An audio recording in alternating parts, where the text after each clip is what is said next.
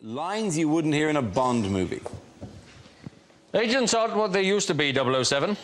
Meet 118118.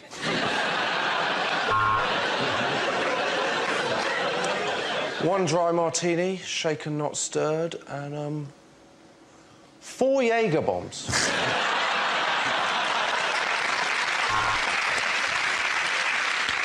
So, Bond, we're really pushing product placement in this film. So here's your new secretary, Miss MoneySupermarket.com.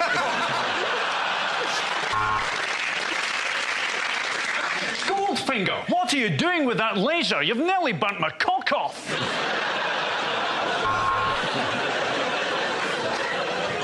So, laser guided, fires at will, lovely in the hand, incredible repeat speed. Tell me, Mr. Bond, where'd you get a penis like this?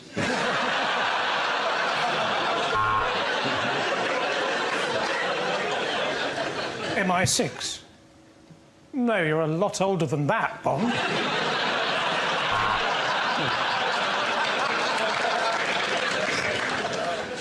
Aha! Mr. Bond.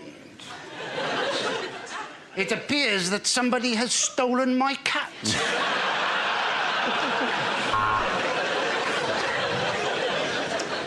I'm sorry, James, I'm going to have to remove your licence to kill. Also, I would question the validity of this boob inspector card. Hey, it's me, Pussy. Pussy no more? Yeah, I'm post-op now. Oh, real good. Professor, how could you? You tried to mix giant broccoli with 3 million eggs. So, your terrible flan has failed.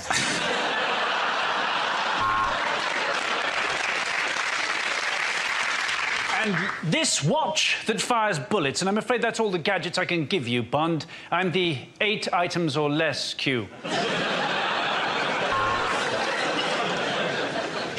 I think you may need an eye test, Bond. That sex-mad blonde you've been shagging in the embassy is Julian Assange.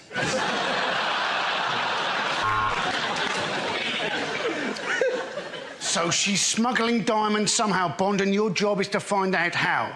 Just go to the hotel reception and ask for Fanny Vajazzle.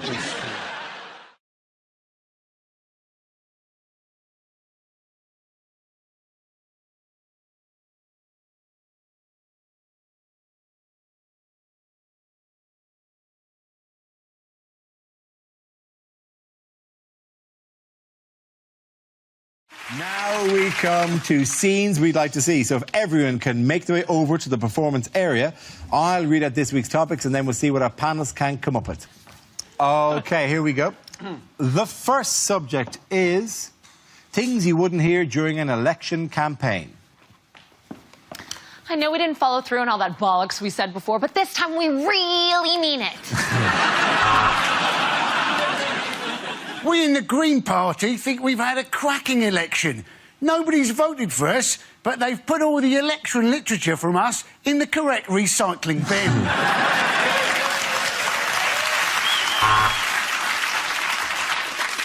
We will get rid of obesity by making the doors to chip shops really narrow.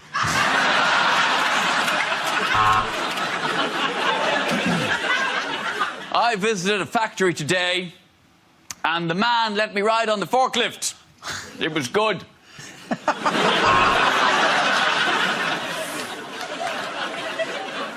We are not a racist party, though we are throwing a racist party tonight for Nigel's birthday.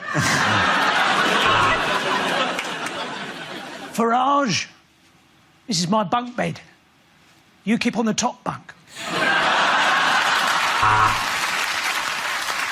For goodness sake, Boris, when we said press the flesh with the electorate, we meant shake hands. I'm probably going to vote Lib Dem.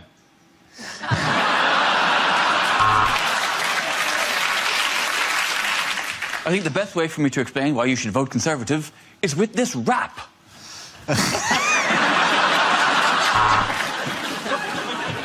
Nick Clegg has demanded a recount. Here we go. 1. Happy now?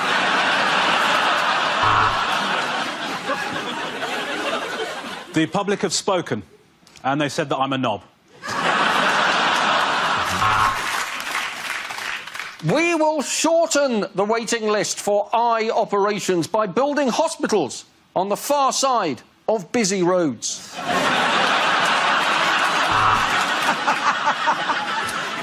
We plan to replace the glass ceiling for women with something much easier to clean.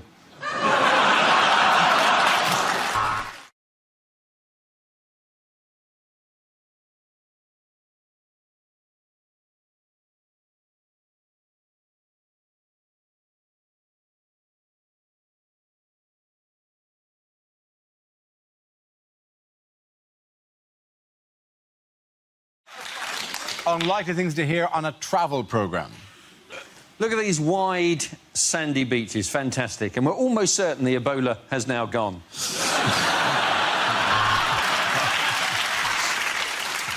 And the most wonderful thing about a trip to China is you get the opportunity to meet the child that made your trousers.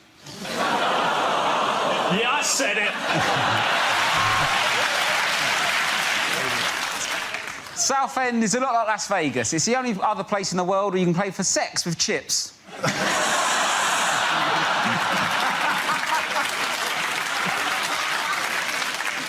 This is Taiwan. I've given him a number because I can't pronounce his name properly.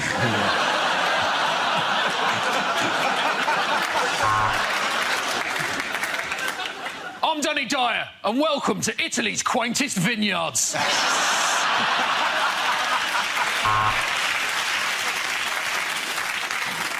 Now, if you are travelling to America, remember to pack some anti-sickness tablets, because this is where Piers Morgan lives. Running, cycling, rock climbing, you'll do anything to get out of this shithole.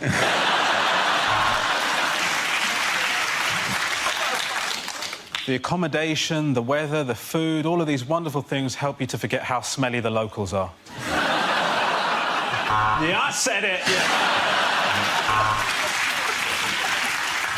Today we got a flavour of Thailand with just a little bit of Iraq. I'm in a branch of Thai-Rack.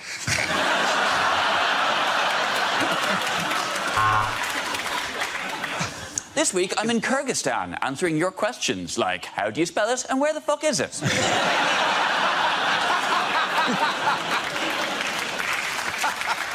So, here we are in Lewisham. Now, it is a very impoverished area, but there's a lot to see and do if what you like seeing and doing is crime. This truly is the best way to see Portsmouth, while looking at a picture of it when you're in Paris.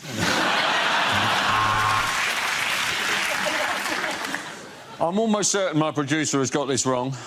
I'm on a train to Leighton with a load of football fans. This is the Orient Express.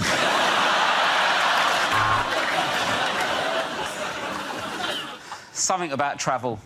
Yeah, I said it.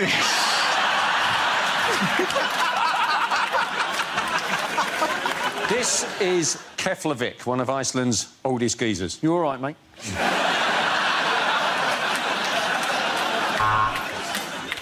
When you arrive, why not try island hopping, or as it's also known as river dance? When you travel, it's important to immerse yourself in the culture. So here I am in Malia, being fingered outside the Lamb and Flag. Very good.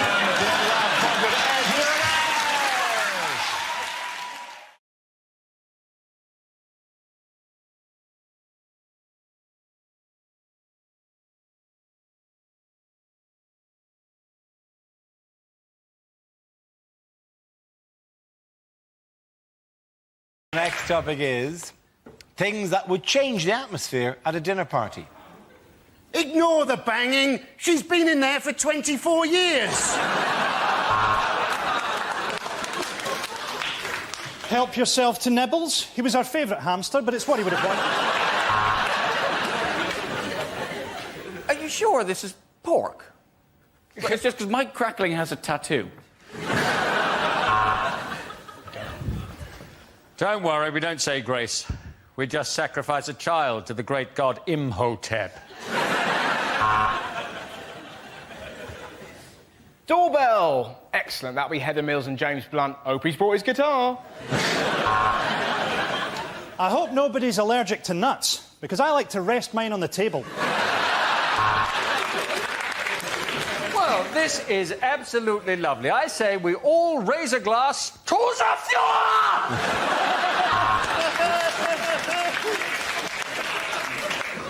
10 of you arrived. Only one will leave. Anyway, long story short, after about 2 hours, you couldn't tell what was poo and what was chocolate.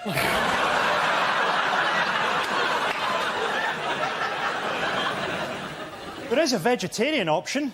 You can fuck off. OK, at the end of that round, the points go to Russell, Ed and Andy.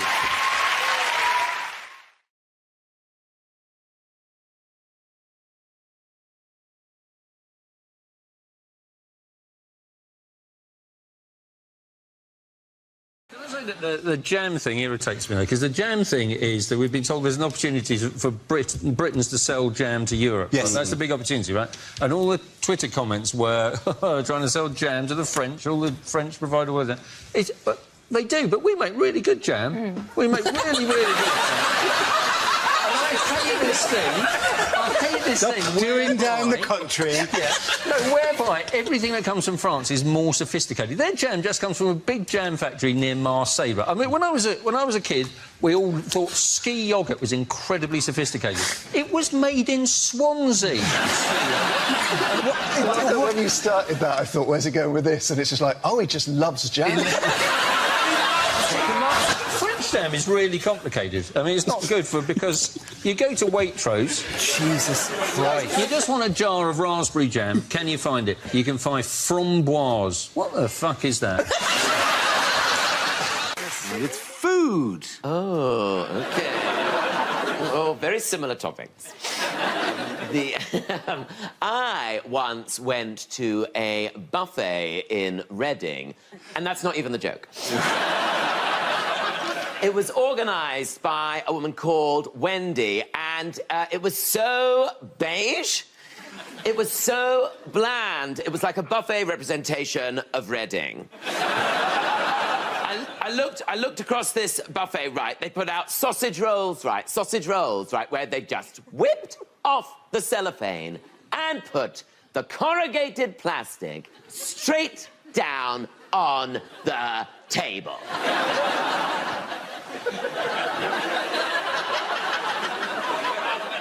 Like we were dogs!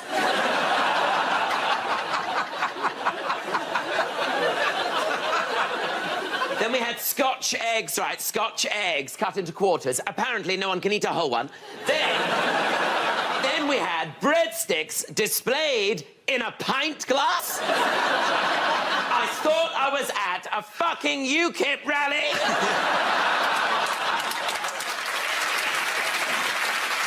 Then she starts putting down cold pizza slices next to wontons. No one's mixed Italian and Chinese cuisine like that since Marco Polo. Then she brought out the quadrant of dips. You know, the 4 dips. The 4 dips of the apocalypse. The white one. The other white one. Then there's a green one. What's that? Guacamole. Then there's a pink one. What's that made of? Sillet bang? I was just glad to have something made of some sort of colour. Anyway, it was a terrible buffet, but thank you very much, Wendy. Who made a typically colourful speech at the conference? Can I just ask one question? Oh, my gosh. Is it how they get the little safety thing to go down? Why isn't there orange jam? Marmalade is... No, that's not jam. That's got bits in. Yeah, I'm happy to move on as well. And I'll give you a clue. The answer is Boris Johnson. Who? It was Boris Johnson. Shut up. I have to ask the question first.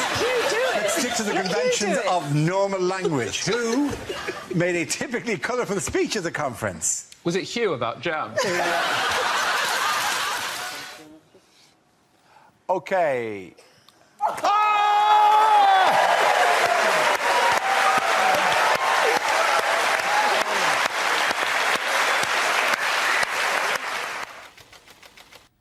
The topic is drinking. Now, according to police, right, apparently in nightclubs, 1 in 20 drinks are spiked. Now, I was thinking this could give you a little excuse not to go into work the next day. Phone up work, I can't come in, my drink was spiked. How do you know? Well, I had 20 of them. One of them must have been. Of course, if you go and see your doctor now, they give you a little test, don't they? My doctor, he said to me the other day, he said, how many units of alcohol have you had this week? I said, 21. He said, that's not bad, the maximum's 28. I was thinking it was bloody lucky I saw him on the Monday.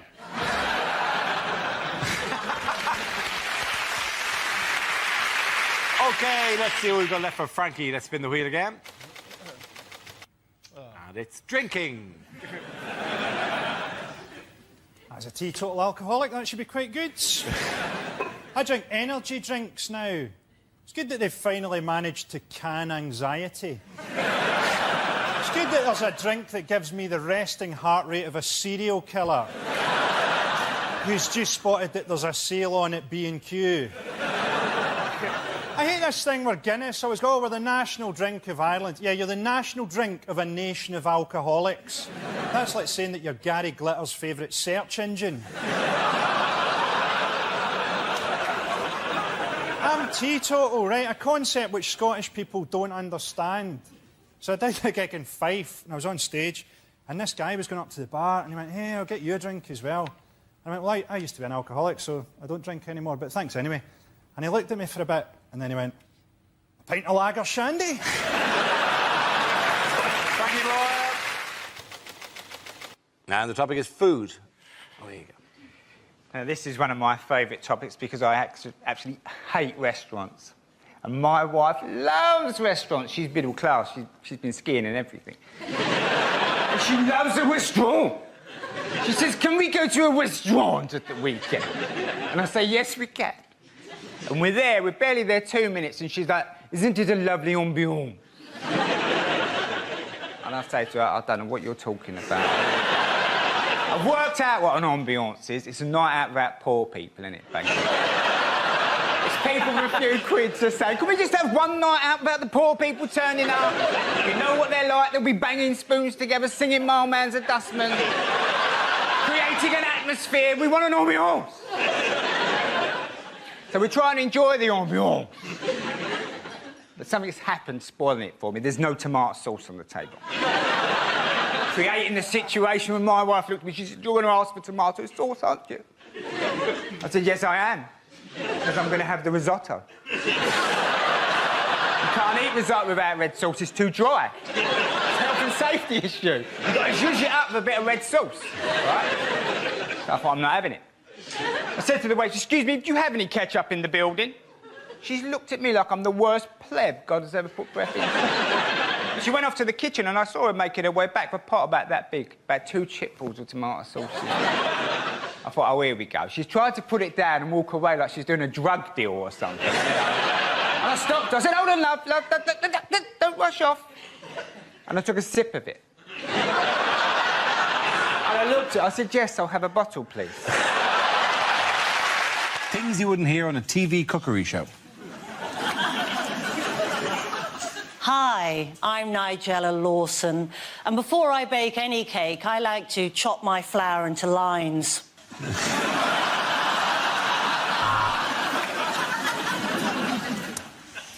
can see that's rising nicely.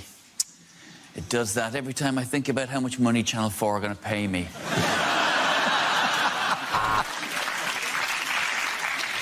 Hello and welcome to Can't Cook, Won't Cook. Today we won't be making anything. Goodbye. Coming up next on Saturday Kitchen, whatever we want, because we know you're too hungover to change the channel.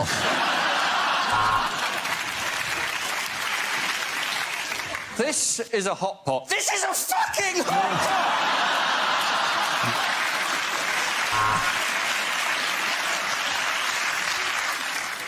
So, if you want to bone a chicken, what you need to do, take it on a couple of dates, and then invite it back, put on some romantic music, and let nature take its course.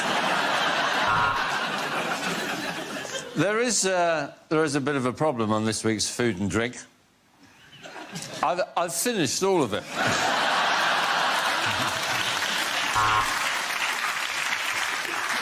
This is a Thai chicken curry, or as I like to call it, hot Asian cock.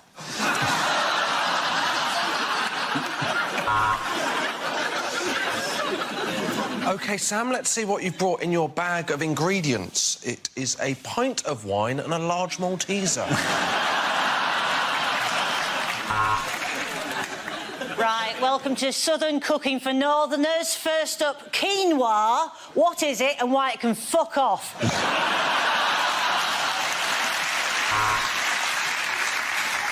Well, if you're going to pop it in, don't forget to cover it first. I didn't, and that's why I'm making paternity payments. Hello, I'm Greg Wallace, and this series of MasterChef, we won't be using plates. We'll just be eating off my shiny, shiny head. Hello, it's Nigella Lawson here again. I'm just going to say the word spatchcock for no reason. Spatchcock. Anyone can make this. You can't, Beatrice. Sorry, you can't beat rice. Let's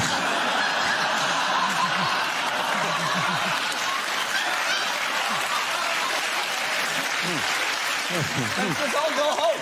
Yeah, let's just go home. Welcome to Great Indian Bake Off.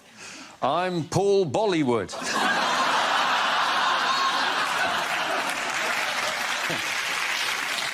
Hello, I'm Jamie Oliver. Welcome to my new show. Stick a bit of fucking sugar in it. In other news, what could happen to drunk air passengers in the future? They might sober up. Yeah. They're complaining drunks are getting on planes. They make you wait for 2 hours in a pub. That's just a brilliant pub that happens to have good transport links. It is true, though, isn't it? It's the only time you see people sort of 3 o'clock in the morning in an airport pub just going, oh, I'll have a bacon sandwich and 4 pints of Stella. That seems to make sense, doesn't it? We're here. As soon as you take away windows, all responsibility goes, doesn't it? It can be any time I want it to be. Totally agree. I saw a guy, this was out of order, 7 a.m, having a Wagamama's. What the hell are you doing? You're right, you're right. What is going wrong in your life? There's a guy drinking Guinness, looking across, going, he's got problems. It's only a problem on planes, though, is it? It's not a problem in airports, is it? And it's only a problem on planes if you get so drunk that you go, right, you, outside, now. But they always say that people get drunk and try to open the doors. Presumably you can't actually open those doors. I don't think someone can just run around... The doors, obviously, they can be open, otherwise we'd all still be on the last plane we got onto. You can't... but you can't in a kind of a, hello, you're a very pretty... who says, whoa! That big roundy bun doesn't all... Give me a call! That's right! You're not wrong. Okay, James Orlando.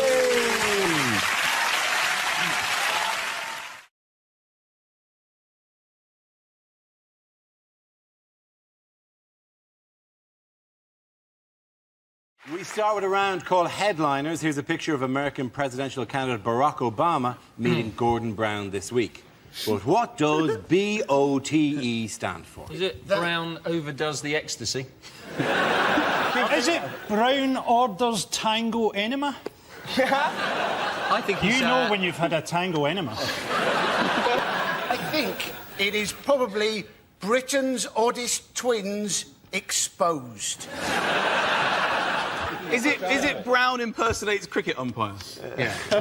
Not taking the game seriously. Take the game seriously, It's very difficult to get all the letters right. You're not getting the rules of this at all, are you? It's very hard to get the letters according to the words. That's why it's a quiz!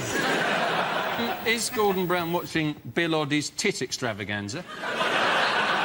To be honest, that is a TV show that needs to be made. Yeah. That's fantastic. Is it Brown's old Todger explodes? If it is, it's a shame that they didn't get that in the picture. Yeah. Right, Mike. I've got one that fits, I think. Do the letters match the words you're going to say? Is it? I thought today we could have actually had Carol Vorderman reveal the letters. She needs the work. Is it Brown orders tree explosion? Tree explosion? I think there's very little we can do to help you. Is it Barack Obama tours Europe? Yes, it is. Very good. The answer I was looking for is Barack Obama tours Europe. This refers to the presidential candidate's recent whistle-stop tour. After visiting Berlin and Paris, he ended his trip in Britain, where he met Gordon Brown, David Cameron and Tony Blair. There's something of the Messiah about Obama, though. Do you know what I mean? You sort of look at him and you imagine him walking into a room and it's just... just flowers appearing and rainbows and people leaping out of wheelchairs and women going, I'm pregnant through his eyes. And you imagine Gordon Brown walking into a room and all you can see is a dog vomiting. That's it. There's this thing, isn't there? There's a big fuss because Barack Obama got, what was it, 200,000 people in Berlin? Let's not forget that the last time 200,000 people gathered in Berlin, it was to listen to the most evil man in the world, David Hasselhoff. This is what worries me about Barack Obama, though. Well, you know, he might well be elected. We don't know. He might be elected in November. He'd never be elected here because his slogan, his campaign slogan, is "Yes, we can," which is the slogan of Bob the Builder. That is quite ridiculous. Do you know that Gordon Brown gave gave him presents? Obama came, and Gordon Brown gave him 2 books on Winston Churchill and 2 silver picture frames, which immediately stinks of I forgot to buy him a present, wrap shit from the house. And then to give him 2 books on Winston Churchill, if you're getting somebody a book, you need, you know, in case they don't like the book, throw in some variety. It's just classic Gordon Brown. I'll get him a book on Winston Churchill, and if he doesn't like that, I think we'll go for another one on Winston Churchill. You know, what's for dinner? Pasta, but if you don't like that, I can easily whip up some pasta. The man's a complete idiot. Do you know what he got in return? Well, nothing, because Obama left them on the plane, Obama bought at duty-free. Yeah, unless he came in and said, this, in this suspiciously triangular box, is a gift I bought you. Yeah, it's a Toblerone. But you see, I got you. The thing we've got to remember about Obama, right, is he doesn't just appeal to black voters because they think that he's going to change society. He also appeals to American white voters who think that he's Tiger Woods.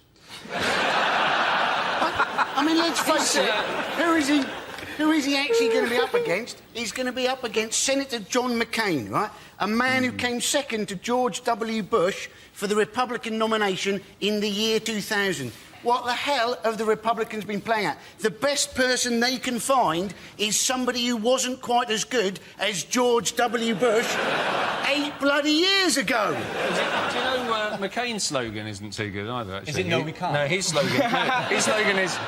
slogan is these oven chips contain 35% less... which isn't...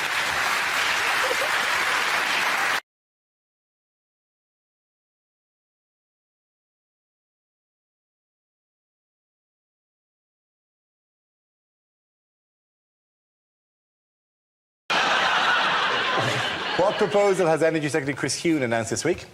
He's going to try and force energy companies to reduce prices, isn't he? Something about... Yeah, he is, because he thinks that people aren't getting the competition they deserve. I think the problem there is that people don't understand energy supplier, the phrase, do they? Particularly teenagers and stuff. You say, you know, have you switched your energy supplier? They'll probably go, well, like I was on Lucozade, now I'm on Relentless.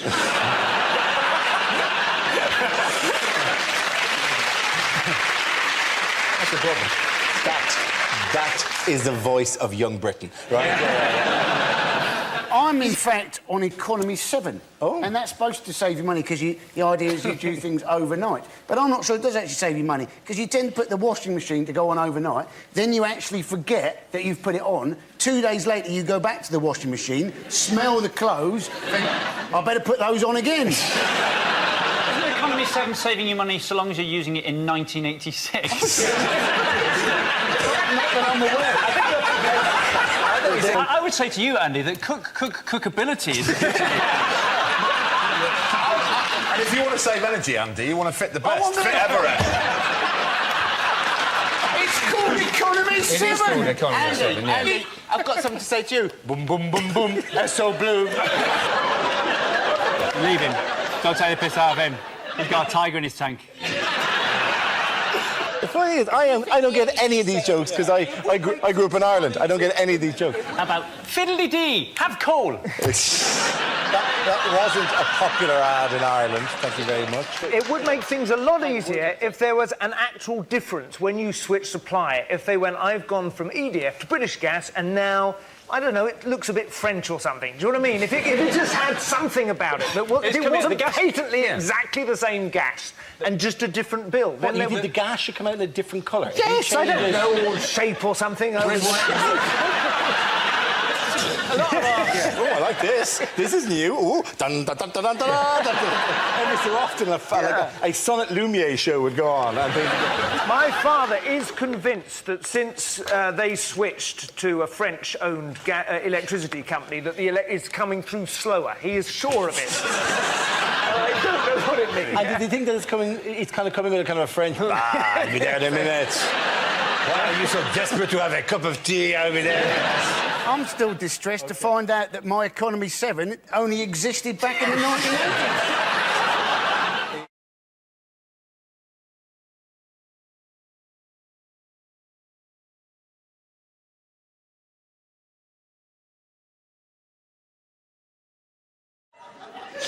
Hello! I am the Messiah! And the Queen is a biscuit!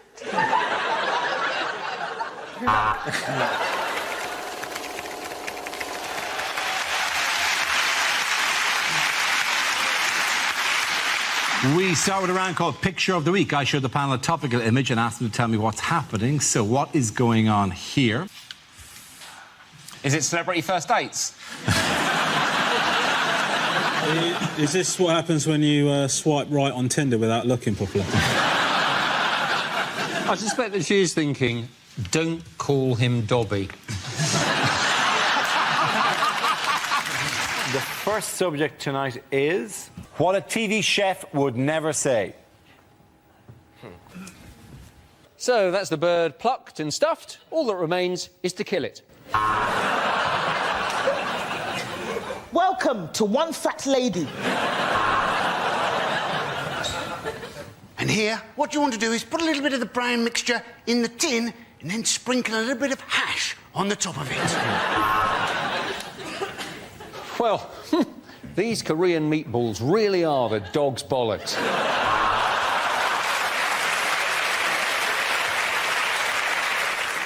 If you're wondering how to get the perfect skin on your parsnips, then you're mental.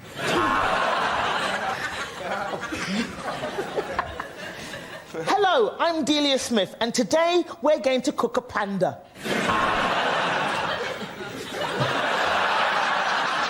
I invisible in this fucking jacket? I think you...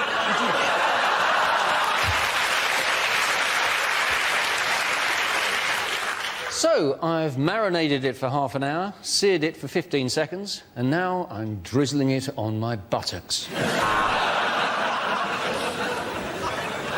You just need two things to make this dish. What you need is a takeaway menu and a phone.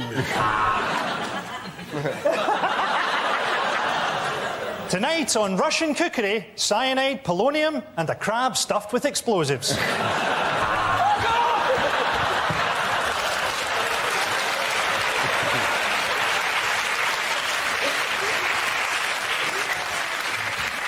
It's not going to be worth it now, is it?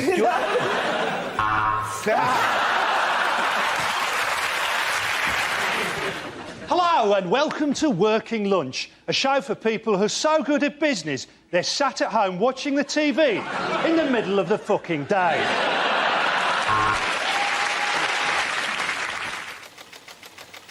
It's science. Scientists have just built the world's biggest ever super collider, and they're doing an experiment to find out what makes up protons. I hope that if the experiment's successful, the whole of our reality will dissolve and a big sign will come up that says, Level 2.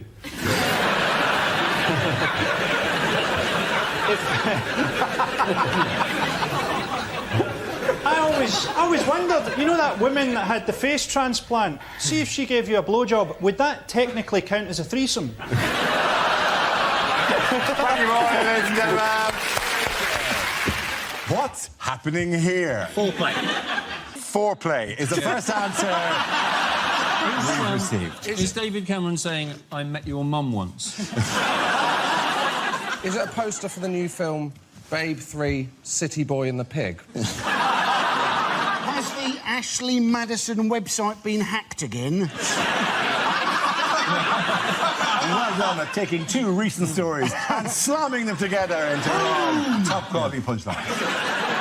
Is the cameras going, whatever you do, don't open your mouth? Don't go at any stage, right? Because we are not the ones who made this story happen, right? As somebody said, pulled pork, and David Cameron's going, no, we're just good friends. Oh,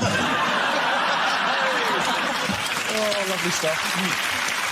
That is not the answer. Is it Prime Minister updates his Tinder profile picture? Is this a photo of David Cameron singing a rousing rendition of Two Become One by the Spice Girls? Is Cameron going, no, I won't blow your house down, provided you just do a little something for me? I mean, he has caught the pig in front of the house made of bricks, to be fair. It's the third one. OK, the answer is about 1 million. What is the question? Is it, since I was last on Mock the Week, how many tweets have I had about Love Island? Have you slept with anyone yet? Have you slept with anyone on the island Have I slept with anyone on the island yet? Yeah, why not? I'm just going to own it now. Yeah, I'm on Love Island and I commute to do Mock the Week. Are you looking for a dog walking service? Then call Ace Kebabs on 318-318. Looking for an undertaker? Why not call Ace Kebabs on 318-318? The Taj Mahal Indian restaurant, formerly Ace Kebabs.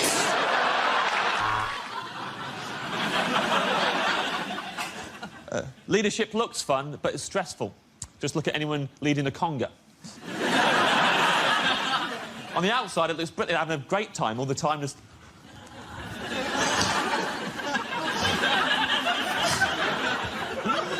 Yes, you bloody are. Yes, you bloody are, mate. In their heads, just going, I don't know where I'm going. I didn't plan a route. I never asked for any of this. God, I miss my family. Everyone's trapped in the conga. Sport, please. OK, the category is sport. The answer is 264. What is the question? Is it the number of back-to-school photos of our kids my wife posted up this morning? Each one more delightful than the last. I'm just like, the second one ain't even that good looking. Do you know what I mean? Just... keep him secret for the good of the family name, do you know what I mean? Yeah, because you're really trailblazing in that department. Listen, mate, that's not a problem. The poor bastard looks like me. Do you know what I mean? Like, that's what I've said to my wife. Should we have another one? I'm going, if we have a girl, the risk, I'm not willing to spin the wheel. I'm not willing to do that. Girl that looks like an Asian Rolf Harris, absolutely not, mate. Is it how many dick pics I get sent every time this show goes out to air? Sorry. Oh, where's my double act partner? Oh, he's in here. Feeling nothing more than feeling, trying to hold. Yes, I have been on the show before. I was once trapped in somebody else's underpants, going, feeling. Our next round is called Between the Lines and features Hugh and Frankie. Would you please make your way to the press pit? In this round, one of them takes on the role of a person in the news addressing the media, while the other translates what they really mean. Frankie, you are former UN Secretary-General Kofi Annan, making his farewell New Year's speech as he hands over to his successor. Hugh, you will tell us what he really means. Welcome to the United Nations, the world's most respected peacekeeping authority. As it comes to the time where I hand over to my successor, I must reflect on the fact that we have had many successes. We came first in Channel 4's 50 most useless organisations. I got to meet Jimmy Carr. Humbling. Naturally, we have been keeping an eye on things in Iraq to see how they are going. They seem to be going really badly. During my tenure, many people have become better off. My son has become a millionaire. It is ridiculous to say that the UN is overfunded. As I said to my helicopter pilot when I sent him to the dry cleaners with my cat's waistcoat.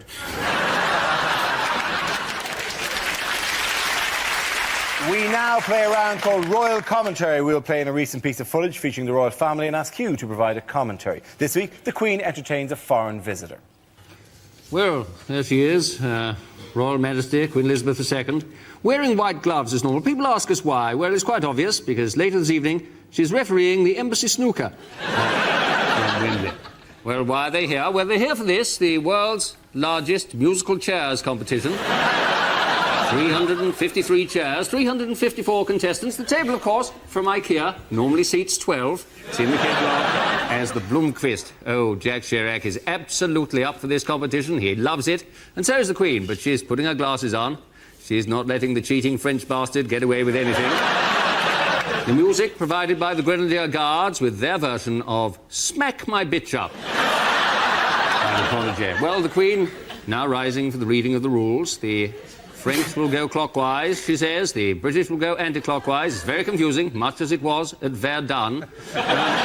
In this instance, a cameraman. Look, he's fallen backwards. But don't worry, the paramedics will soon be here. Jacques Chirac now reads out the telegrams of apology from those unable to attend.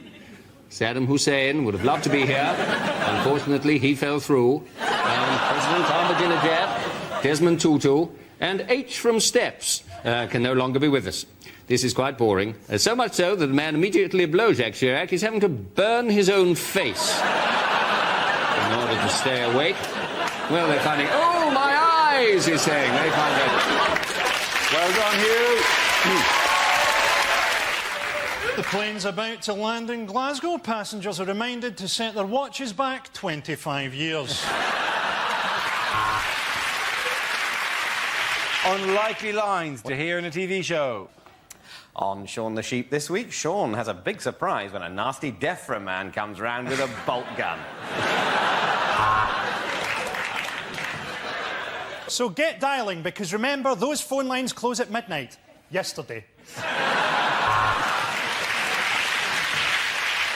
And now the Antiques Roadshow. This programme contains scenes of tedious dullness right from the start. And if you have an opinion on this news story, why not keep it to yourself? Hello and welcome to Mock the Week After Dark. I'm Dara O'Brien, and this is my penis. How has Blue Peter managed to upset the Tories this week? Have they changed their name to Red Peter? They have not. Have they not? No, they have not. No. Is Connie Huck? It is Connie Huck, yes. Does she hate him? I don't know. Does she hate him? No. Yeah, I tell you who doesn't hate Connie Huck. Hey, Dara. She's a good girl. Hang on. Don't mess with the hook. What does that mean? Do you fancy her? He dresses up as I've seen him do it. He dresses up as I've seen him. Kids TV kind of thing, and I quite like... she's getting dissed at the moment. Then. Yeah. I'm just saying she's... He loves her, he loves her. No, Look at him squirm.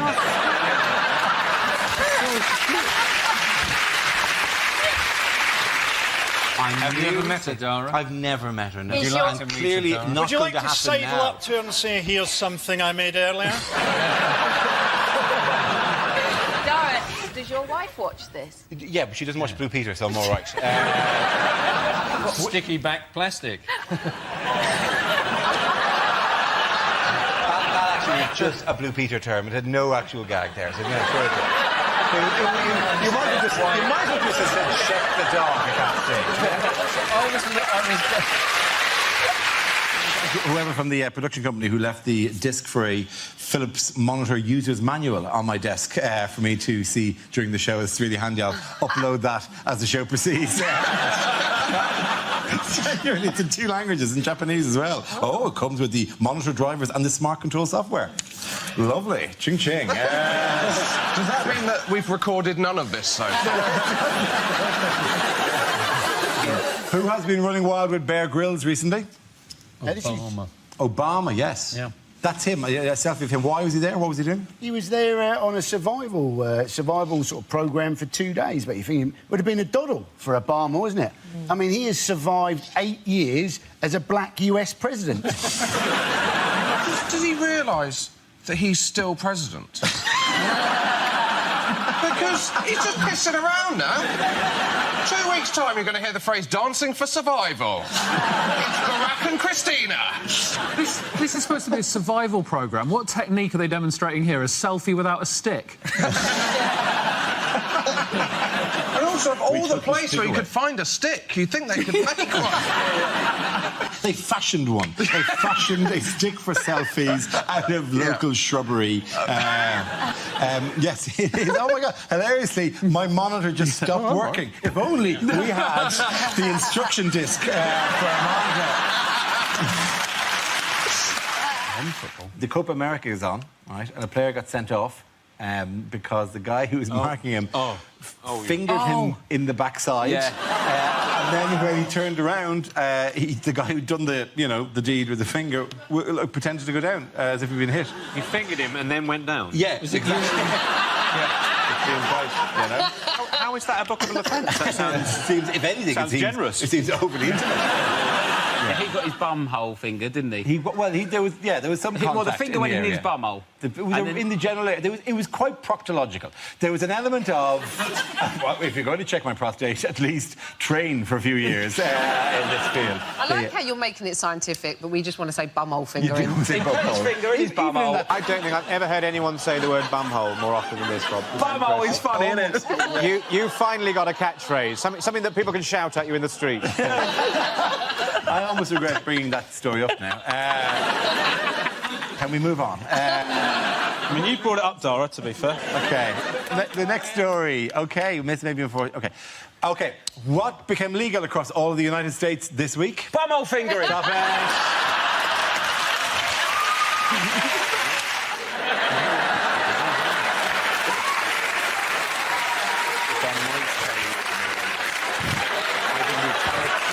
In fact, Q.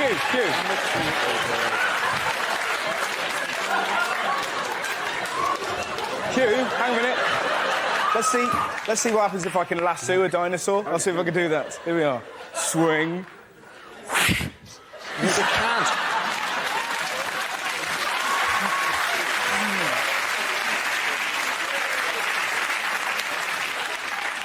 I had my head frighteningly close to your penis there. That was like a... To be honest, that was like a Jurassic Brokeback Mountain. OK, let's see what you're left with. To relate... I know what it was. That was me pausing acting. It wasn't me... wasn't me pausing forgetting. Oh, God. Now I have to find it again. You're the host of the show. I'm hosting a host show. I deserve to be here. I deserve to be here. OK, let's see what topic you've got, Stuart. What the again? You've made me forget. It's relationship. Okay. I don't deserve to be here.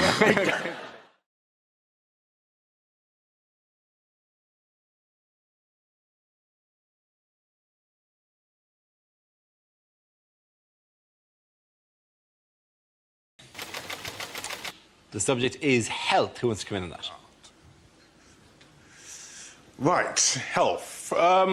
I actually don't have that good a relationship with my GP. For one reason and one reason only. Up until the age of 17, my GP had me on their records as a woman. But yet, they had me on their records as Miss N. Caton. And then one day, they sent me a letter in the post addressed to Mr. N. Caton. Now, because I'm 17, I don't really pay attention to the detail. I open the letter, and the letter says, "Dear Miss N. Caton, your doctor surgery would like to invite you to attend a cervical screening next Monday at 9. Now, this is where I messed up. See, at 17, I knew what cervical was. That's obvious, right? But what I didn't know was that there's more than one meaning for the word screening.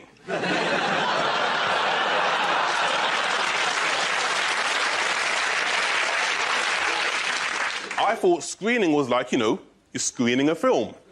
So, when it said we would like to invite you to attend a cervical screening, in my ignorant, naive 17-year-old brain, I honestly thought I was being invited to watch a movie about women's genitalia. Right? Now, I'm 17, I'm horny, I'm a virgin. Am I gonna go? You're damn right I am. So next Monday morning, I go to my GP, I get to the reception, it's full of women, doesn't put me off. Right? Walk up to the receptionist, I go, hey, how you doing? I'm Nathan Caton, I'm here for the cervical screening. She looks up, sees me standing there with nachos, popcorn and pick and mix. Starts laughing in my face.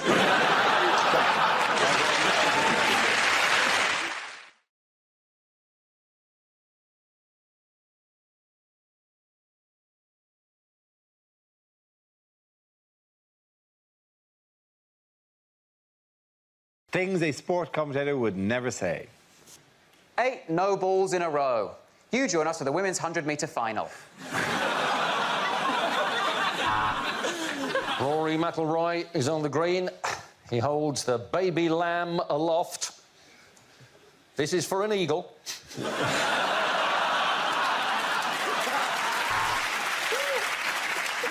They think it's all over. It is now. I'm dead.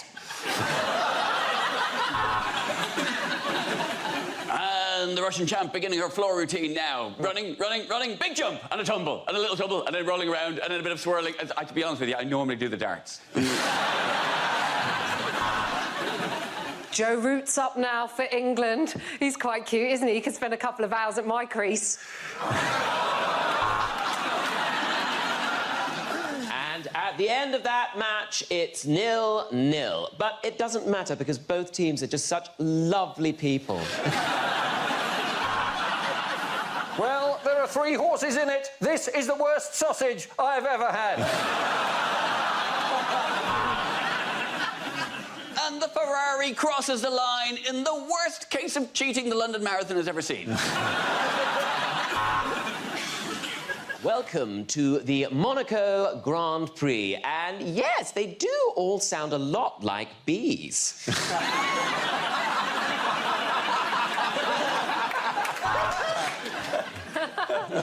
Well, Gary and I are in the commentary position. If you want to know where that is, it's on page 32 between missionary and wheelbarrow. Shock news as FIFA awards the 2022 World Cup to the Islamic State.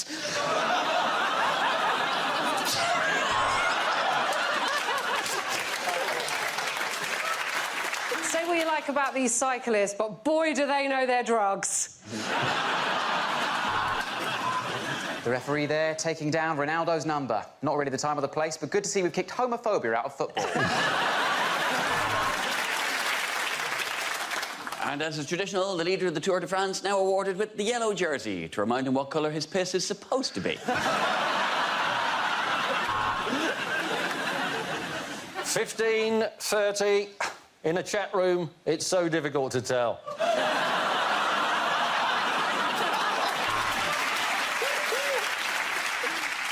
Incredible delivery from Serena Williams. The baby came out in 7 minutes and she didn't even shit herself. Oh, that is long, very long. I'll put it away now and get on with the comment.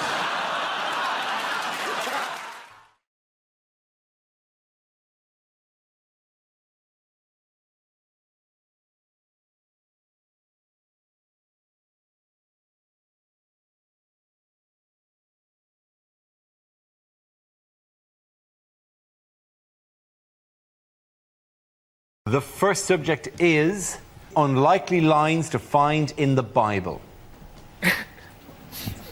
He's not the Messiah, he's a very naughty boy.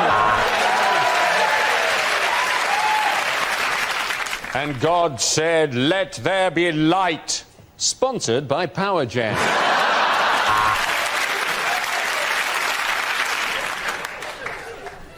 A long time ago, in a galaxy far, far away. And God said, right, that's the 14 commandments. Now, will you remember all those? That's very good.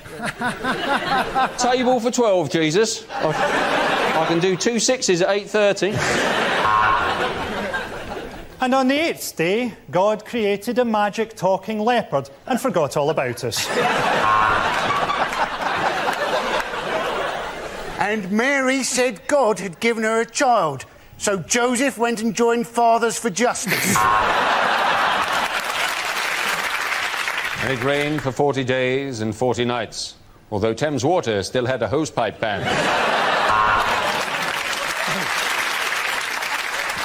St. Paul's third epistle to the Corinthians.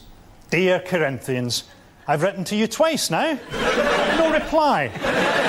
I don't know how you do things in Corinth, but where I'm from, that's a bit rude.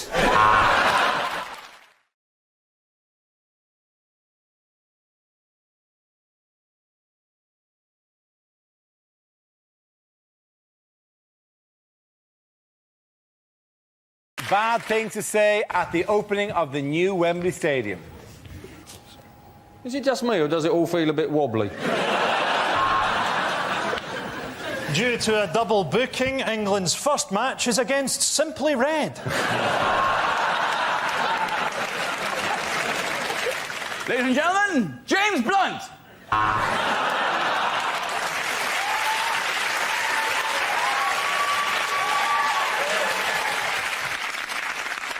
Welcome to the 2008 Cup Final. So if you could all make your way to the coaches, we're on our way to Cardiff.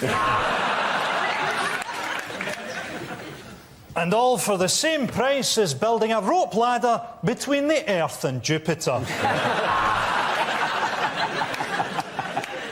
Can Mr. Bin Laden report to lost property, please?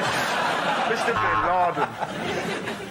And who knows, maybe here, one day, with the right linesman, England can cheat their way to another World Cup. And maybe one day, with the right bunch of hooligans from Scotland, these goalposts can get trashed all over again. Cost £100 million to demolish Wembley. If you'd had your last game against Scotland, we'd have done it for nothing. We'll leave it at that, ladies and gentlemen. We'll leave it at that. The winners of that round are Russell, Ed and Andy.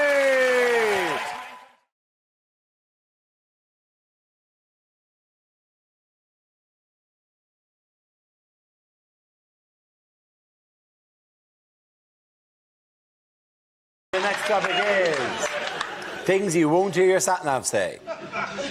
Don't be angry, but while you were getting petrol, I shagged your iPod.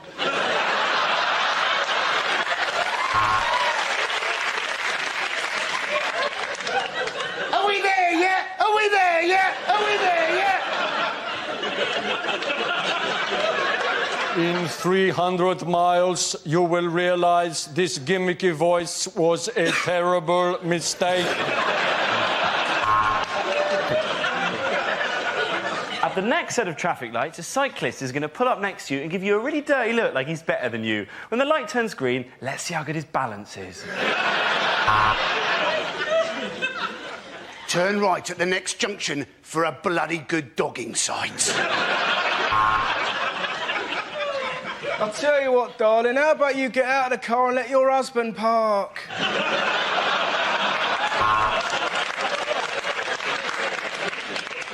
Turn right. Wrong. I didn't say sat-nav says.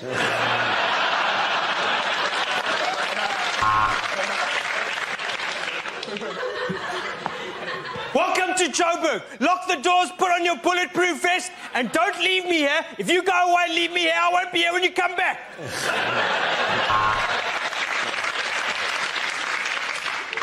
Bear left, and over to the right, squirrel! Oh, you just turned me on.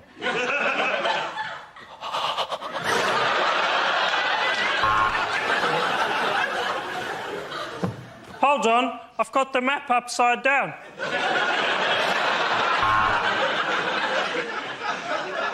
Left. Left. Your girlfriend's left.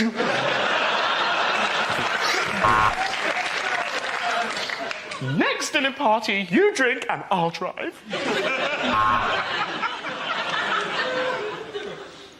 Did you turn the gas off? Did you lock the door? Did you? Did you? I reckon we should go back. I reckon we should go back.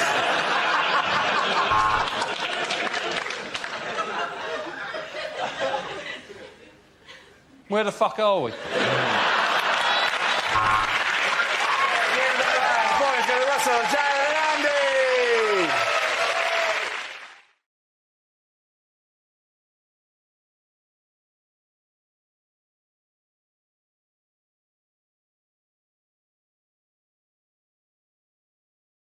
Now we play a round called Harry Potter and the Wheel of News. Our next round is called It's Only Mock and Droll, but I Like It. Now we play a round called Britain's Got Jokes. Now we play a round called 24-Hour Binge Joking Epidemic. Now we play a round called Danger, Danger, Subatomic Joke Collider. Now we play a round called Illegally Drilling the Alaskan Joke Reserve. Now we play a round called Don't Stop Till You Get a Laugh. Now we play a round called Four Horsemen of the Apocalypse. Now we play a round called Mock the 9 o'clock news. Now we play a round called Lady Gag Gag. Now we play a round called Thief of Gagdad. Now we play a round called President Bagago Haha.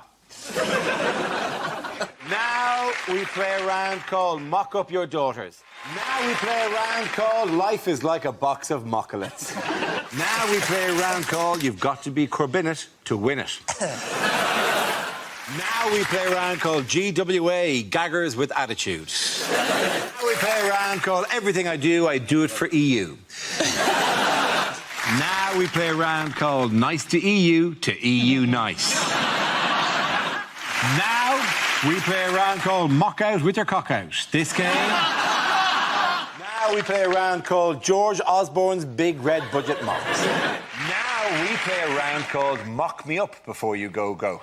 Now we play a round called If only 3 people do this round, we can all mock off early. The next round is called The Apprentice, You're Fired, Wednesday nights, 10 o'clock, BBC 2. Now we play a round called Tinker, Tailor, Soldier, Stand-Up. Now we play a round called Chortle Combat. Now we play a round called Thinking Outside the Mocks. Now we play a round called Angela Smirkel's Comedy Bailout. Now we play a round called 50 Shades of Mock. Now we play a round called Oscar Pistophius. Now we play a round called Darolympics. This game. Now we play a round called Titty Titty Ban Ban. Now we play a round called Look, It's PC Pleb. Now we play a round called Wakey Wakey Roy Muckleroy. This game. Now we play a round called Live and Let Mock. Now we play a round called You've Got to Be Corbinit to Win It. Now we play a round called I'm So Brexcited and I Just Can't Hide It.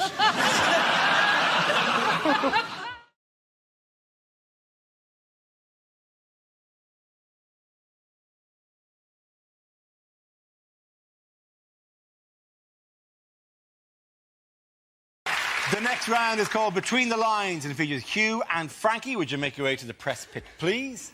Frankie delivers a speech in the guise of a leading figure on the world stage, while Hugh translates what they really mean. Frankie, this week, you are Leader of the Opposition, David Cameron, addressing the nation. Let me assure you, I understand the pain of the people of Tewkesbury. We're both up to our necks in shit. This summer, I have put the Tory party back where they belong. Third in 2 by-elections. I have been criticised recently for my poor performances. I told the wife it's the stress of the job. I'm not worried about the polls. They're doing a lovely job in my kitchen. Boris Johnson will make a great mayor. He has a lot in common with London's first mayor. He's a dick. I have taken steps to ensure that I will be the next Prime Minister of this great country. Dear Jimmy.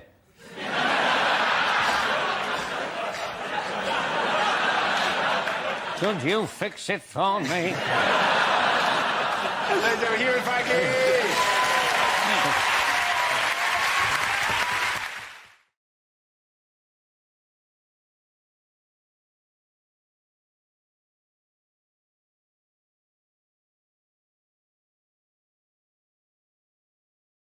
Deleted lines from a fantasy film. I am Aragorn, son of Arathorn, the heir to Isildur and part of the Fellowship of the Ring. Please leave a message after the tone. Ron had been suffering from swine flu and people were avoiding him. Luckily, he was ginger and he was used to it. I don't know why you're so upset, Harry. The original Dumbledore died 3 films ago and no one gave a shit.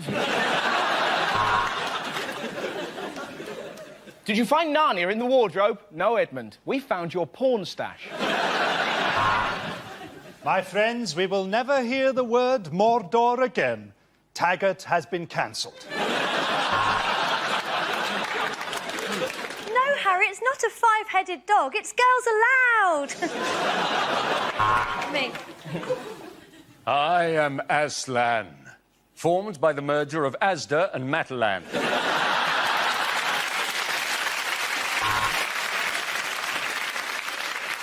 We had only been there for a day, but to us it felt like 15 years. That's Birmingham. Did you honestly think I could be defeated by someone younger? I am Arlene Phillips!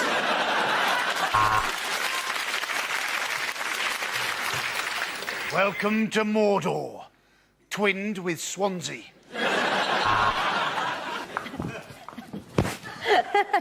This will never work, Frodo.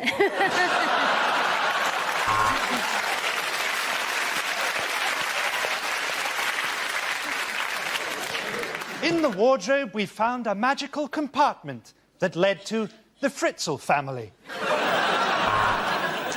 stole it from me, my precious! Oh, no, it's in my pocket. You all right, John? How's it going, all right? Yeah. How's the kids? All right? See you later.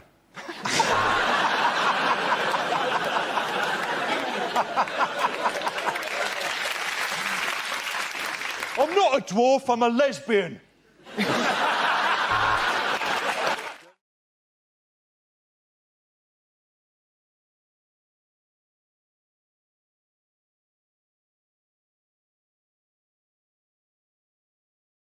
Here we go. Here's the first topic. First subject is climate change. He was in like a shot. The problem with climate is that we're ruining the environment. You know, every year we destroy an area of rainforest the size of Belgium. Why not just destroy Belgium? No one would mind. We're desperate to find an alternative to oil. Wind is one, but what worries me about wind power is that if you cover Britain with 400,000 wind turbines, right, on a windy day, what's to stop the whole country taking off? like an enormous hovercraft and heading for France. That is European unification by the back door. Very good, Hugh. Hugh, sit down. Congratulations. Very good. So let's have another topic. Live 8, Rory's coming in like a shot. Yes, it's Live 8 this week. Bob Geldof's big thing was to persuade people to go to Edinburgh by boat. Right. Okay, because the first 20 miles are easy, the rest you're going to carry the boat on your shoulders.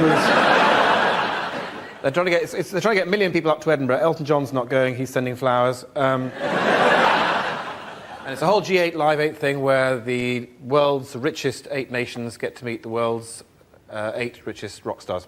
Rory, well done, sit down. Let's have another topic. Okay, reality TV. Who wants to get in? Me. Oh, hang on. Just a second, though.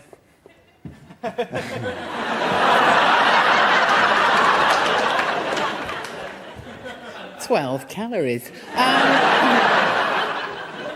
Well, you probably realise that the 487th series of Big Brother has just started. Problem to me with Big Brother is that when someone gets voted out of the house, they don't actually have a sniper up in a tree with one bullet, just to see how they do. Now, I actually applied for Celebrity Love Island, but...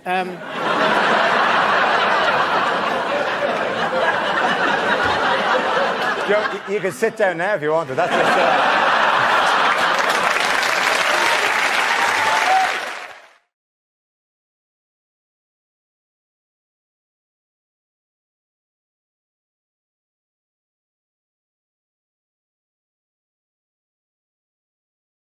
Next topic is unlikely things to hear at a party conference.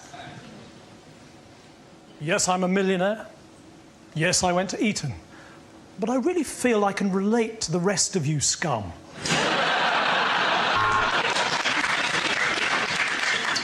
My name's Dave, like the TV channel. We both repeat the same old shit over and over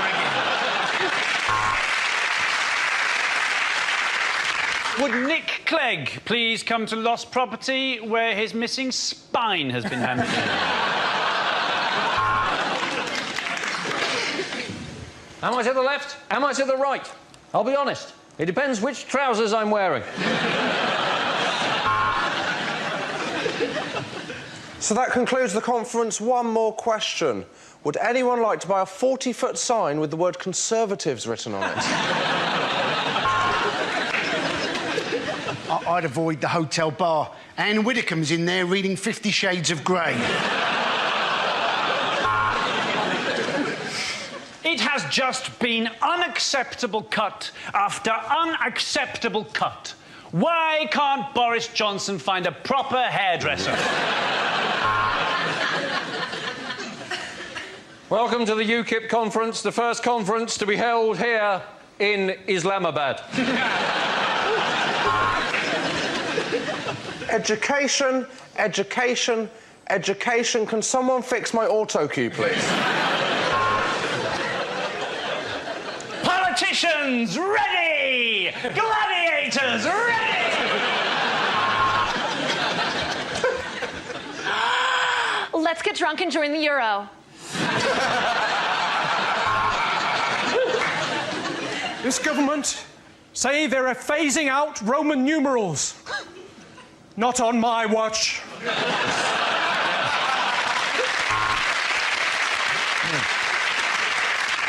There have never been enough women in this party, and that is why, from this afternoon, you can call me Stephanie. Our strategy for this Labour conference is embrace the geek and not, as I said earlier, release the gimp.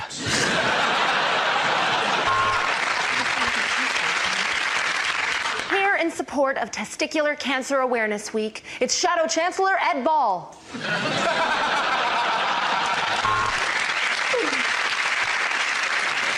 Well, I don't know about you, but I have swallowed so much semen this weekend.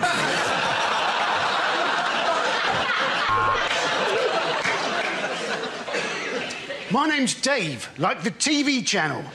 And I repeat the same old shit over and over again. There you go. At the end of that round, the points go to Josh, Catherine and Andy.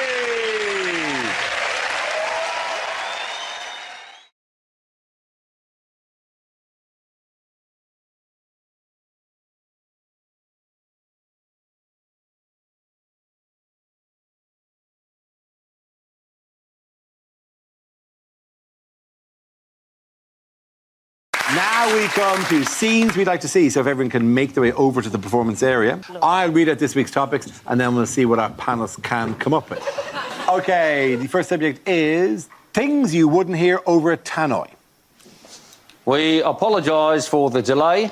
Fuck knows when Brexit's happening. The train on platform 3 has been cancelled because it said something racist on Mock the Week.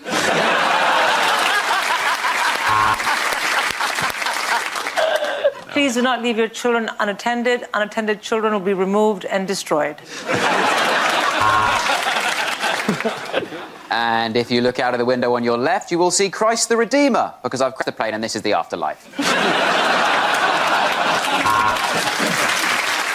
This is cashier number 5. Can I get a price check? Can I get a price check for 1 large tub of Vaseline and 1 cucumber? Oh, it's OK, he's gone. In a moment, the flight crew will remind you you're in a metal tube which can fall out of the sky. Please pay attention as they tell you about a whistle that in no way will save your life. This is a reminder to smokers, this is a no-smoking flight, and this is a reminder to vapors, you don't look as cool as you think you do. Amsterdam brothels would like to apologise for the yelp of pain you just heard. Unexpected item in the shagging area.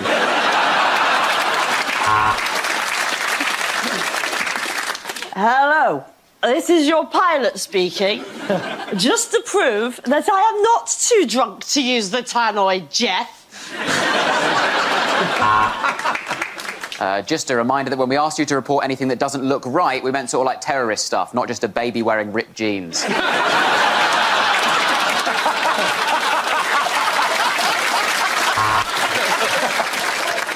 To avoid congestion, please walk right to the end of the platform, through the tunnel and to the next station.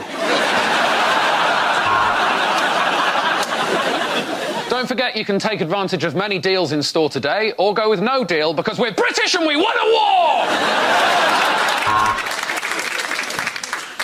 If you see something that doesn't look right, please ignore it. This is England, after all. See it, feel uncomfortable about it, sorted. This is your pilot, Captain Mohammed Qasim. Psych, it's John Smith.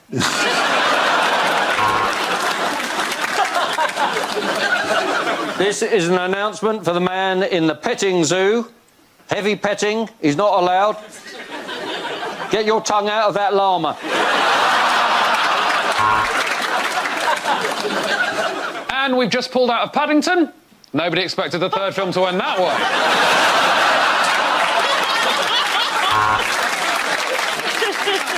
This is your train driver. I don't wish to alarm you, but it seems that we have travelled into space. Now, nobody... nighttime again. OK. Next topic is unlikely lines from a blockbuster movie.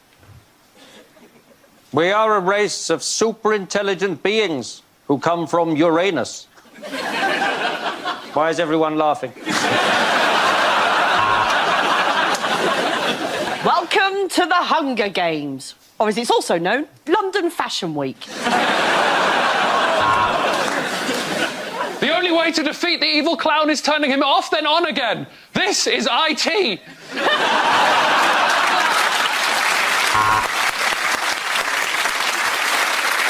Look, Rose, the way I see it, the ship is sinking and we're all going to die, so bum stuff?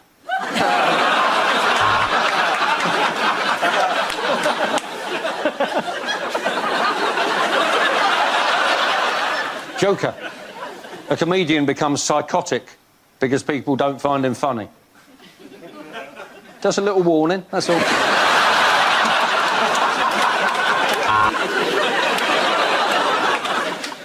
Fast and Furious, the story of what happens to sex in marriage. No, of course I'm not Mad Max, not with this cold. I'm Lemsip Max.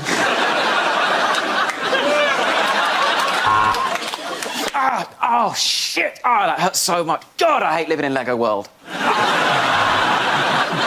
There's only one superhero who can get into this frozen meal. Leave it to Thor.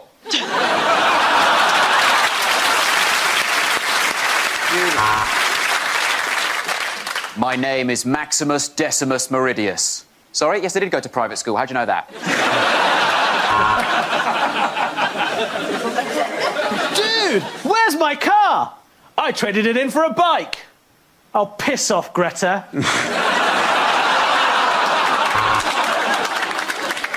I don't like to call it the One Ring. I refer to it as an unexpected item in the Baggins area.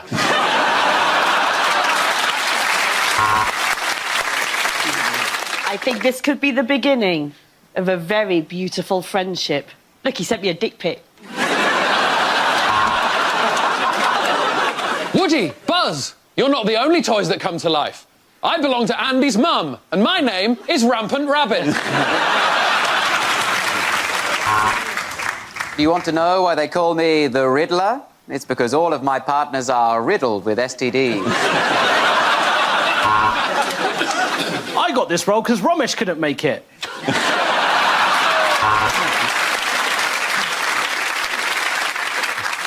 I got this role because Nish couldn't make it. The end of that round. Yeah. And the point's going to end. Ishan and Sindhu.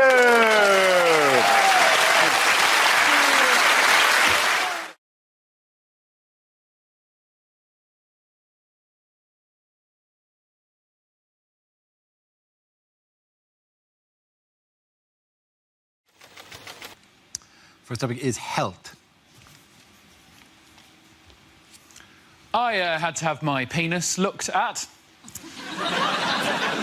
By a doctor. I didn't just wake up one morning and go, oh, more people should be looking at this, quite frankly. I used to spend an hour a day at my bedroom window with it pressed up against the glass. It was a scary experience having to go to the doctors. I thought I should build up the courage to get down there and have it looked at. Well, I went in there, my courage flew out the window like a little bird. Because as soon as I went in there, I found out that the doctor who I had an appointment with was a lady doctor. Now, I obviously don't have a problem with ladies being doctors. In fact, give them the vote, that's what I say. But there is a worry if there's a lady poking around down there. In that context, what if your nethers decide, ooh, think it's time to go to work? Luckily, then, I remembered I'm not an Alsatian whose lipstick pops out at the slightest whiff of an undercarriage. I needn't have worried because she was a good doctor, she was a great doctor. She put me at ease straight away using one word. This is what she said. She said, OK, Mr Gamble, just go behind that curtain there and pop it out for me. There's the word pop.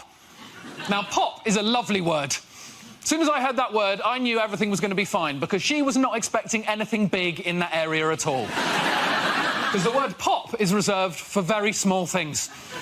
No one has ever said, come in, help me, pop the elephant in the van, have they? So I was relaxed. Better than me going in there and her saying, OK, just heave yourself out your trousers for me. Just haul yourself out the front of your trews. Just swing yourself over in my direction. Maybe I can bring out this Shire horse and he can drag your junk over towards my workstation. Or open this corner cupboard and bring out a team of pantomime dwarves who can shoulder your meat and waddle it over towards me, like pallbearers at a weird circus cock funeral. Thank you. Good job. And the first topic is relationships. Ed. So I've just moved in with my girlfriend. Thanks. Yeah, thanks. Cheers, thanks for the support, Mum. That's good of you. It's good, it's exciting. The first time I've lived with a girl. Obviously, we're finding out a lot more about each other that we didn't know before. What I found out about her is she's kinder, funnier, more sensitive than I ever realised. What we've both found out about me is I am a terrible, terrible prick and so difficult to live with. Because it turns out I am a tidy person. I didn't realise. I thought I was normal. But apparently it is not normal to have a favourite J-cloth. She is a messy, messy lady. She is unbelievable. She's laid back, no worries. She says that a lot. No, who has no worries? Are you dead? Are you a robot? What's wrong with you? You should wake up, worry, go to bed. That is a full day as far as I'm concerned. She genuinely said this out loud the other day. Hakuna Matata. And I'm starting to think the actual Swahili translation of that is doesn't hoover. Because there is underwear everywhere. This is an odd side effect of living with a girl that I did not fully anticipate. I no longer find women's underwear sexually titillating in any way whatsoever. Because I used to be able to just see underwear and that was enough to get me excited. Didn't have to be a woman in it. Just be a bra on the floor and I'd go, ooh, boobs were there. That's enough. Now, nothing like that. I see a pair of knickers now, it's just something the remote control might be under. Well done, Obama. Very good. And the topic is diet. I hope this isn't just a hint that I need to lose weight. Because I've lost quite a lot of weight recently anyway. I've lost about 6 stone in the last 3 years. Cheers, guys, thanks. I mean, no. Too late, you went with the British reaction. Thank you very much. Just couldn't give a shit, mate. Carry on. We don't... Stop showing off. We don't want to hear about it. Found myself in a bit of a nightmare situation recently. I went to the Middle East to do some gigs. Now, that bit was nice, that was lovely, but they put you up in a hotel where the food is all-you-can-eat buffets 3 times a day for 10 days. Now, this is a nightmare scenario for me because I cannot be trusted at an all-you-can-eat buffet. Sometimes I don't even remember the buffet bit. All I remember is picking up a plate and I'll wake up 6 hours later covered in rice and sauce. And I can't theme a buffet. I can't theme a buffet either. I won't pick up a plate and go, oh, I'll have some rice, I'll have some curry. Well done, Ed, you've made yourself an Indian meal. Won't do that. I'll get a plate, I'll get a spoon, and I'll run along the full line of trays, just scraping food from every nation onto it until I've got some sort of plate Pangea, just an unidentifiable mass, just Spanish food, Japanese food, Chinese food, Indian food, coffee, sushi, just horrible. Just wedge my face into it, everyone going, is that man all right? Don't look at me! I'm having a buffet! Just food from all over the world. My body for 10 days had no idea where I was on this planet. I went for a shit 3 days in, a UN flag came out. And the first subject is parenthood. Who wants to come in on that? Ed. I've been thinking recently that I should maybe have a baby, but I've thought about it and definitely not. Couldn't handle that amount of responsibility, something that precious, it's terrifying. You know, I've got friends who've just had a baby and they offer that thing around like a plate of biscuits. Do you want to hold my baby? Do you want to hold my baby? I don't want to touch your baby. That is a heart in a bag. I'm going nowhere near that thing. You wouldn't send the work experience into the boardroom, would you? Start me off at holding your uncle and I will work my way up. This is Uncle Toby, 47, from Swansea. Don't worry about dropping me, Ed. I am absolutely shit-faced. Still can't help it. I still think I might want a baby. Like, there's just moments in life I'm just grabbing at signs from the universe. Think, oh, maybe I should have a baby. It's happened to me the other day. I was in the queue in a shop to buy a new light bulb because I'm not a student anymore. My light bulb had gone. I'm not going to sit there in the dark for 6 months. So I was in the queue, and in the queue in front of me was a man with a baby. He was a dad. You've got to give people the benefit of the doubt in that scenario. You can't go storming in going, excuse me, is that your baby? You've just got to admit it probably is, right? And on the wall, there were these light switches. They weren't real light switches. They were just, like, designer ones to show you what they would look like on the wall. And the baby was playing with them. Was going, ah-da-da-da-da-da-da, playing with them. And the dad was going, yeah, try that one. And he was going, ah-da-da. I saw that. I thought, ooh, that's quite sweet. Maybe I want a baby. There's something in that tableau that I quite like. Maybe I want a baby. Am I broody? Is this brood? And then the dad walked off with the baby, and I wandered over to the light switches and started playing with them. I thought, oh, no. That's what I wanted. Well done, Ed.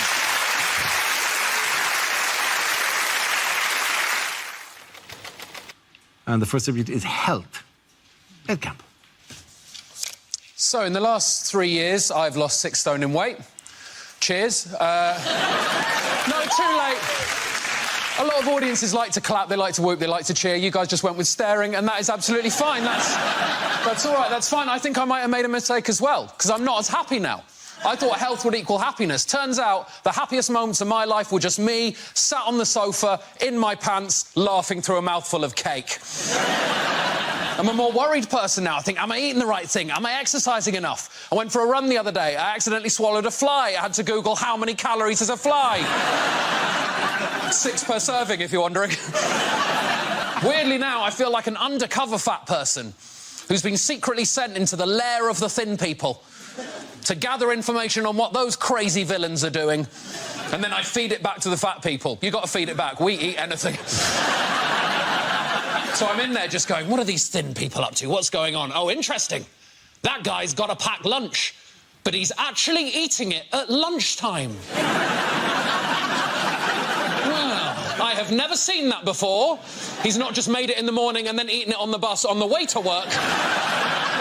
And then bought chips at 1. That is intriguing resolve. Ah, they're using phrases I've never heard before. Things that only thin people say. I think I've got some biscuits. I'll just go and check. Who's living their life like that? Who buys biscuits and then forgets that they exist?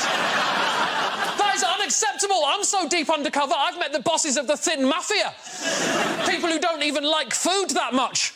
You go, oh, no, I'm not really a food person, you know. No, it's not. It's more of a fuel, isn't it? It helps me get through the day. If you don't like food, then what are you thinking about all of the time? Thank you very much, Ed Gamble. And the topic is relationships. There you go. I am in a serious relationship. That's what she makes me say. Serious. I'm in a serious relationship. This is my partner. Sounds like you're in a law firm, is what it sounds like. Serious relationship sounds like a disease. How's your relationship? I'm sorry to say it's serious. I'm not in a serious relationship. I'm in a silly relationship. You tell me if you think this sounds like a serious relationship. The other day, me and my girlfriend were having a discussion about the Beatles. At some point during that discussion, she forgot George Harrison's name. Now, she previously knew George Harrison's name. But her brain did something to her that all of our brains do to us now and again. It just deleted a fact for no reason. And it panics you when that happens. You think, am I going mad? Am I going senile? You go on a spiral of panic and worry, and I could see she was worried. And any good boyfriend in that situation would have told her George Harrison's name, and I am a good boyfriend. But I am a better comedian. So what I chose to do in that situation was write down every guess that she took at George Harrison's name. I have memorised them, and I'm now going to recite them to you, the good people of Mock the Week. Here we go. Guess number one. John, Paul, Ringo, John. There it is. She thought there might have been two Johns in the Beatles. Maybe the Beatles were a double John band. And as if we'd remember them in that order, we wouldn't go John, Paul, Ringo, John. We wouldn't bookend it with Johns. It would be John, John, Paul, Ringo, John, John, or Paul, Ringo and the Johns. She knew that was wrong immediately. I squawked in her face. Guess number two. John, Paul, Ringo, Joseph. Hello, Joseph. What are you doing in there? I didn't realise the Beatles were a nativity-themed band. 3 guys with 60s hairdos, 1 child with a tea towel tied to his head. Again, she knew it was wrong. I was on the floor already. Then her brain gave her a little free pass, gave her a clue, gave her the surname. Thank you, brain. John, Paul, Ringo, Tony Harrison. Oh, Tony, you're not part of this conversation. Please remove yourself from the vicinity immediately. I said, you're half right. You're half right. I promise you, her next guess was Harrison Ford. Thank you very much. Bravo. Very good. The first subject is exercise. Who wants to come in that? Ed. I ran the London Marathon this year. Thank you. That was an absolutely amazing reception from you guys. Thank you very much. There was an awkward pause. 2 people thought, I better fill that and go, ooh, and the rest of you collectively just went with, well, we could not give a shit. Thank you very much. We saw that on television. Thousands of people did that. Also, it was in April. How about you? Move on with your life. Also, of course you ran the London Marathon. You are a white middle-class man in his early 30s. That's what you do. And you're right, that is the most basic first step on the most basic posh man life ever. I can live my whole life on tracks now if I wanted to. That's how it goes. Marathon, marriage, kid, sleep with the au pair, divorce, Crocs, death. That's it. Did it for charity, because I'm a great guy. And you sort of have to. The charity I did it for was a type 1 diabetes charity. Before you think I'm too good of a human being, we'll let you know that I am type 1 diabetic, so I will see that money eventually. Very much playing the long game with that cash. Didn't actually enjoy the marathon, though, for one specific reason. Every few miles, there was groups of people stood there with blue rubber gloves on, with globs of Vaseline on the ends of their fingers, like this. Now, at the time, I had no idea that they were employed by the marathon. You're supposed to run past them, take Vaseline, rub it on any areas of chafage. I had no idea they were supposed to be there. To me, that just looked like some sort of horrendous motivational technique. You better keep running, boy. You better pick up the pace. Otherwise, it's examination time. You got an appointment with Dr. Fingers. Thank you very much. And the first topic is music. Who wants to come out? Ed. I like heavy metal music. Yeah, none of you believe me, that's fine. I do not look like I like heavy metal music. I don't have a heavy metal face. I have what is known as a Coldplay face. That's what I've got. Drink it in, basic bitch, indie white man face. That's me. Other metalheads don't trust me either. I can't go to the gigs because I look like an undercover Mormon on a conversion mission. Look like I'm going to start sneaking up behind people in the crowd going, hey, pretty rockin' band, right? Yeah, you know who else was rockin'? Lord Jesus Christ, our Saviour. Yeah. I love the guitarist. Yeah, love the guitarist. Look, long hair and a beard. You know who else had long hair and a beard? Right again, Lord Jesus Christ, our Saviour. What's this we're all doing? Oh, head banging. Yeah, no, cool. I do head banging too, but when I do it, it's to get rid of gay thoughts. Can't go to the gigs as well, because I don't know how to do the things that everyone does in the gigs. I feel out of place. Heavy metal gigs, everyone does this. That is the sign of the beast, the sign of the devil. It shows you're part of the community. I'd never done that before. I feel too self-conscious, but I went to a gig recently, got brave enough to go there. Suddenly, my arm shot up in the air. I was like, oh, my God, I'm doing it. I'm actually joining in for the first time. I looked up, and what my hand was actually doing was this. That is not the sign of the beast. That is an uncle saying the burgers are ready at a barbecue. That's what that is.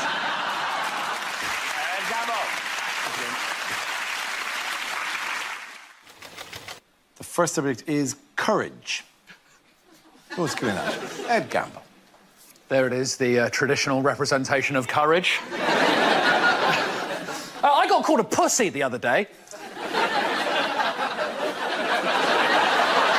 You're all just going to sit there and go, yeah. But no, right, I agree with the sentiment. I don't agree with the choice of word. I think that is a wrong choice of word to use, because essentially what that person was saying is they were saying, I think you're so cowardly, I feel justified in comparing you to the vagina. I think that is very unfair on the vagina. There is nothing cowardly about that thing. That is the bravest thing in the universe. It pushes whole humans out of it. Words aren't used to describe that. Hardy. Rugged. It's the biological equivalent of a Timberland boot. What do we use when we want to talk about bravery? The balls. They got balls. Big balls. I think that's wrong, because I can only speak for my own balls, but they shy away from any sign of danger. Sometimes it doesn't even have to be a dangerous situation. It can just be a slightly cold bath. You're like, oh, I'm ready for this bath. Here I go down to the water's edge. They're having none of it. They're like, before they even get to the meniscus, absolutely not. Climb back inside him. Go, go, go, go, go. Don't forget the bag. Don't forget the bag. Fold it up. Fold up the bag real tight. My balls are pussies.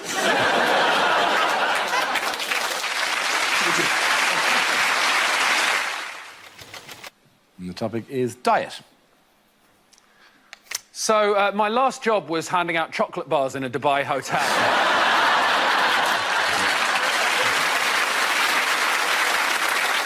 I tried to stay healthy. I listened to all the wrong people about health, though. I started reading health blogs, like health bloggers. They're all the same sorts of people. They're sort of posh young women in their early 20s. They say things like, first thing in the morning, to energise yourself, why not have hot water and lemon? Hot water and lemon to energise... There is no way hot water and lemon is energising me in the morning. The only way that would happen would be if I squeezed the lemon in my eye and poured the water on my dick. I do not want your hot water and lemon because I'm not a kettle that needs descaling.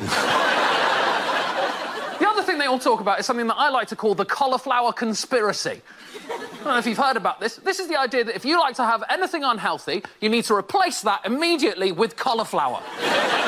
The worst offender for this is cauliflower pizza. I'll tell you what this is.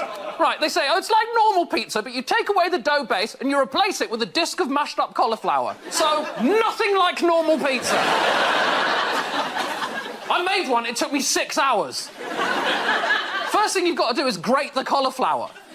Now, I don't know if you've noticed, the cauliflower is not a shape for grating. It's not a shape, is it? It's just chaos. It's everywhere. It's so fragile, you touch it to metal, it immediately explodes. It's like you're in the middle of Frozen. You end up with this vegetable dandruff, you put it in the microwave, you warm it up, that makes it really wet, you have to get the moisture out of the cauliflower, then you have to pat it down into a rough base shape. Then they say, choose the topping. Whatever you like. You can choose whatever topic you like, and I think we can agree I had lost most of my day up until this point. So I thought, I'm going to claw a victory back right at the last minute. So the topping I chose was a whole Domino's. Thank you very much.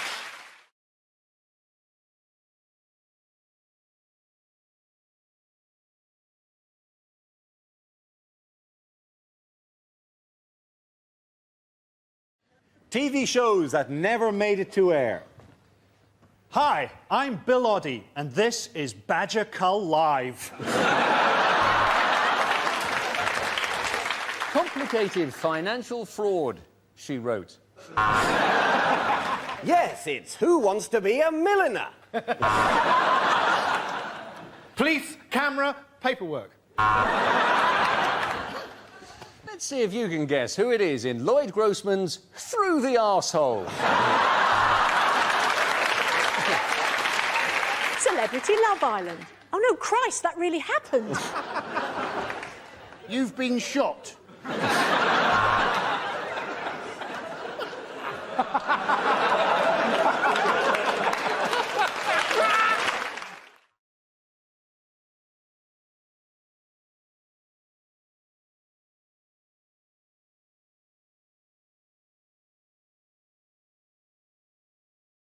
Unlikely things to hear on Doctor Who. When I was giving you a quote as your cleaner, Doctor, I was giving you a quote from the outside.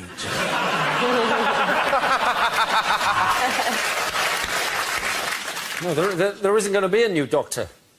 I'm being replaced by a helpline.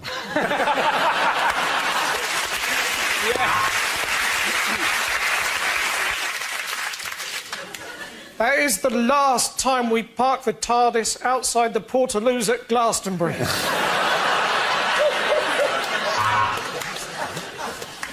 Davros, we meet again. Oh, Lord Sugar, I'm so sorry.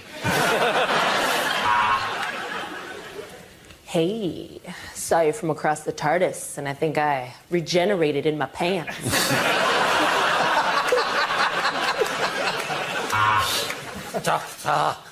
Doctor, you must help me. I think I'm a pair of curtains.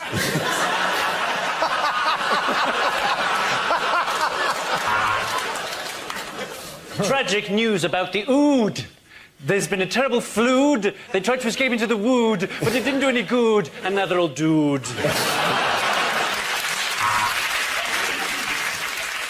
No, I'm a doctor who works for the World Health Organization.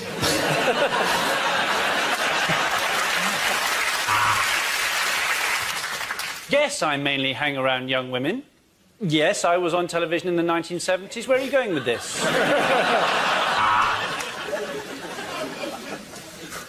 You've got to believe me, Clara. This is our best chance. Now, unzip my flies and I'll explain later. Let's go forward in time by an hour. Then we get a quid off the pizza. Now, the first thing to remember on planet Xenon is turn off data roaming. We are 10 million years in the future. H.G. Wells has just got married. You are the doctor. I am the tracheotomy patient. I am the Doctor. I am 1,200 years old. And this is my assistant, who's 27.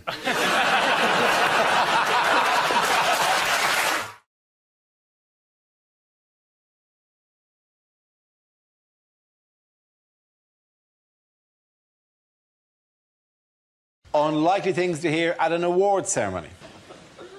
And the winner is Dara O'Brien.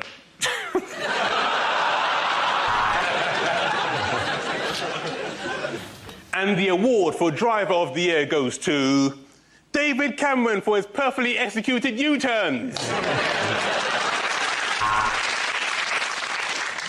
Welcome to the National Insincerity Awards.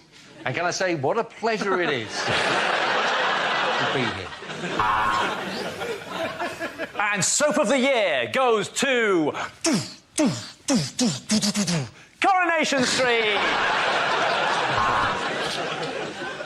Would you please welcome your host for the night, Deck.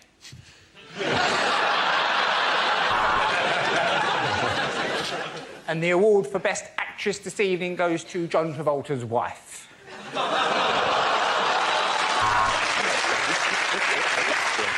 Father of the Year is David Cameron. And predictably, for the 50th year running, the Rear of the Year has been won by the same man. Come on up, Chris. It's a Chris Rea joke.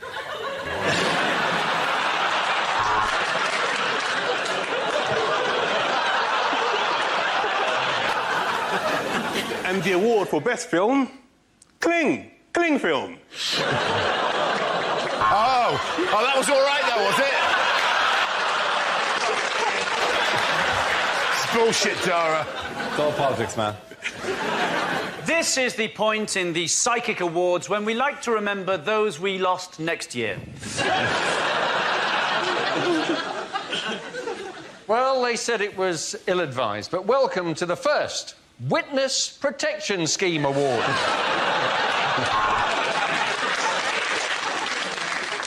And the award for most cleavage on view goes to Eamon Holmes's arse.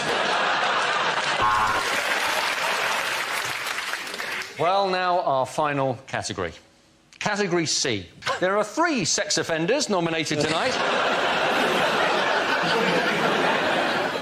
And I'd just like to say to the wife at home, you better not be there when I get home, sister.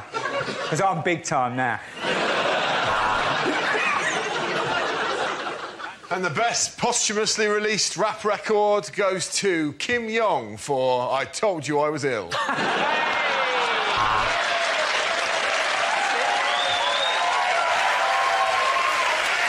Too late.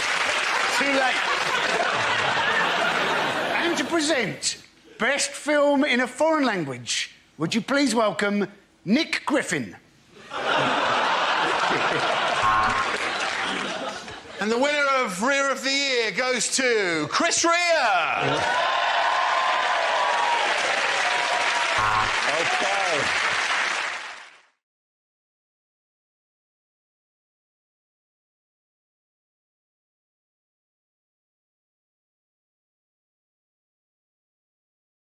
This game involves Reese and Gary, so if you could make your way to the performance area, please. This round is a stand-up challenge. I launched a wheel of news, and whoever chooses to stop, one of our performers will step forward and talk about that subject.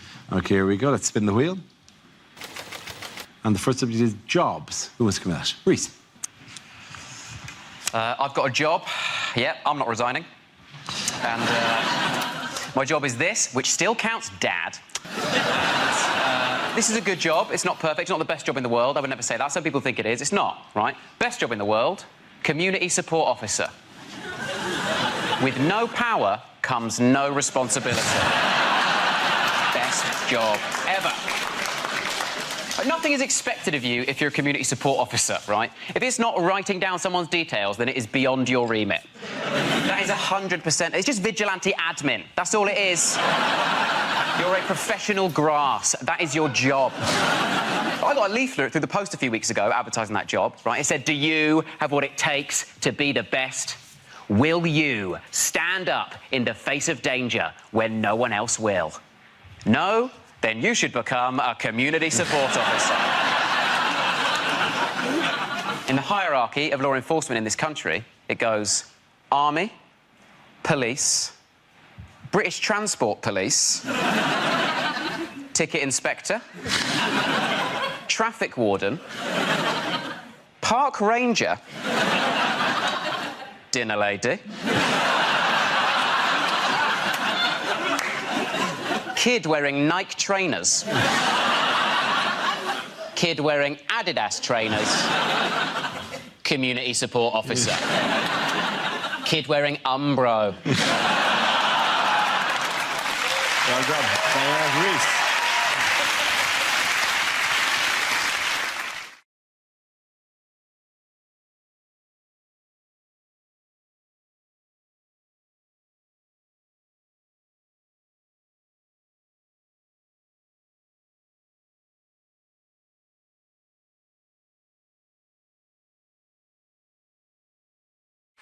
Now we come to our final quickfire round called Scenes We'd Like to See. This is for everyone, so if you could all make your way to the performance area, please. I will call out ideas for scenarios we'd love to see, and the performers come in with their suggestions.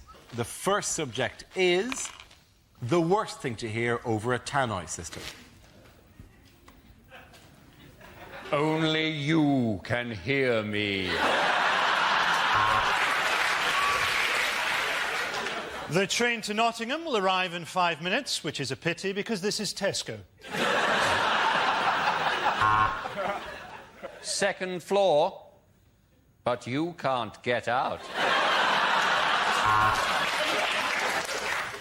Welcome to our school sports day. Mark will probably get stuck in a sack. Ha, bloody ha.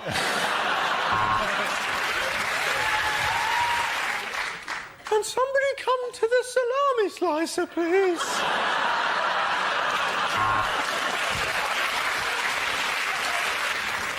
If anybody has found a Vicks inhaler... Ladies and gentlemen, we all know there will be a bomb on the tube, but will it be today?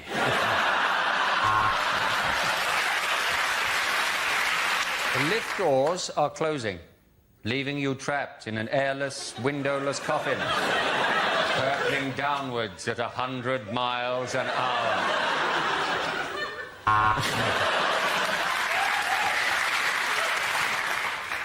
Would the parents of the child that fell into the tiger enclosure please come to lost property to collect her shoes?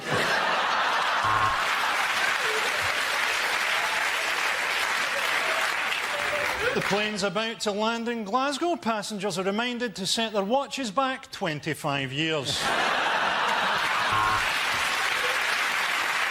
The next topic is unlikely lines from the final Harry Potter book. Don't worry, Hermione, I can get rid of it. Chlamydia disappearo.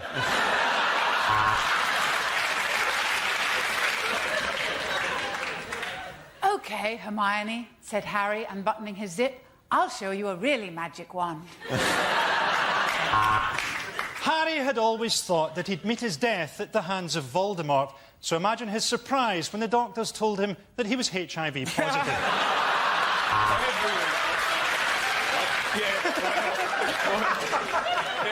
No, there is no post today, said Ron. The Owls are on a one-day strike over pay and conditions. Midway through the orgy, Ron winked at Harry. This is better than Quidditch, his eyes seemed to say. It was a magic mirror that showed the future, and in it, Harry seemed to be a 30-year-old actor appearing in something called The Bill. Get the snitch, said Harry. I'll tie him down and you can drill through his kneecaps. As the old man stood in front of him in his robes, clutching his wand, Harry regretted transferring to Catholic school.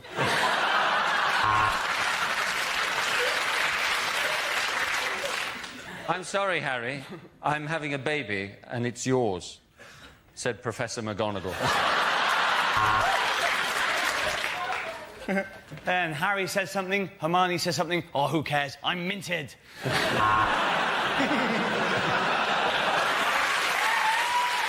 the end of that round, ladies and gentlemen, I'll have to give the points there to Frankie, Hugh and Mark.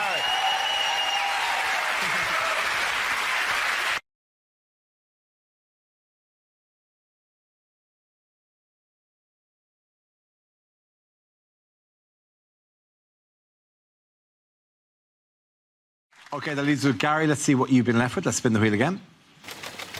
The topic is technology. OK, away you go. The young couple next door to me have recently made a sex tape. I mean, obviously, they don't know that yet.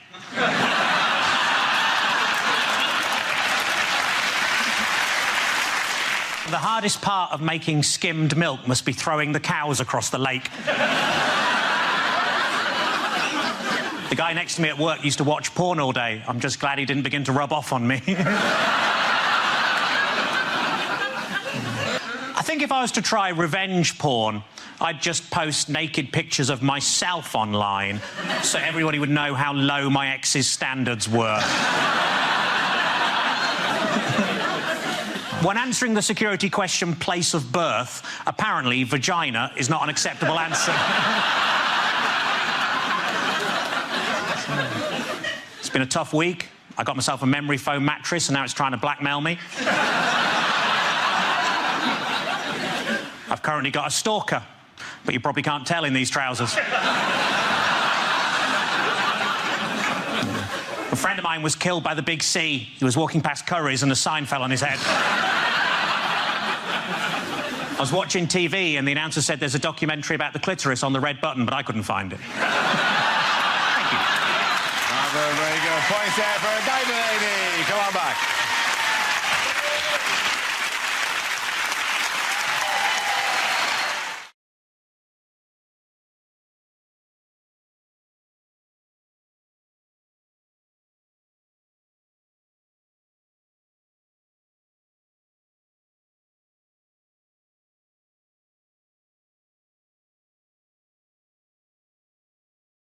Is it which themed disco evenings have the most restrictive age policy? 50 nights. No? Is it? Is it how long before we get the right answer to this one? I think I've got the right answer. No, don't do that. I haven't done a funny one yet. Stick around, right? Is it generally speaking what separates 51 days? You see,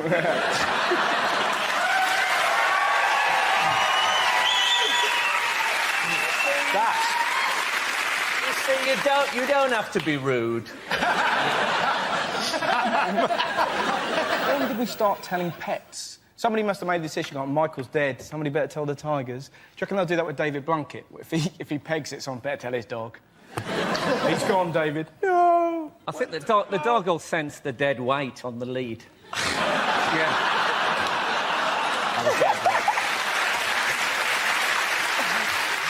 I think he should have left Bubbles to Diana Ross.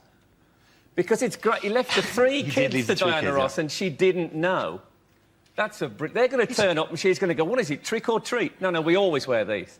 Right? He's left his kids to Diana Ross. She doesn't know. It's like, we should all do it. Let's all put that in our... Like, it's be like Rick rolling.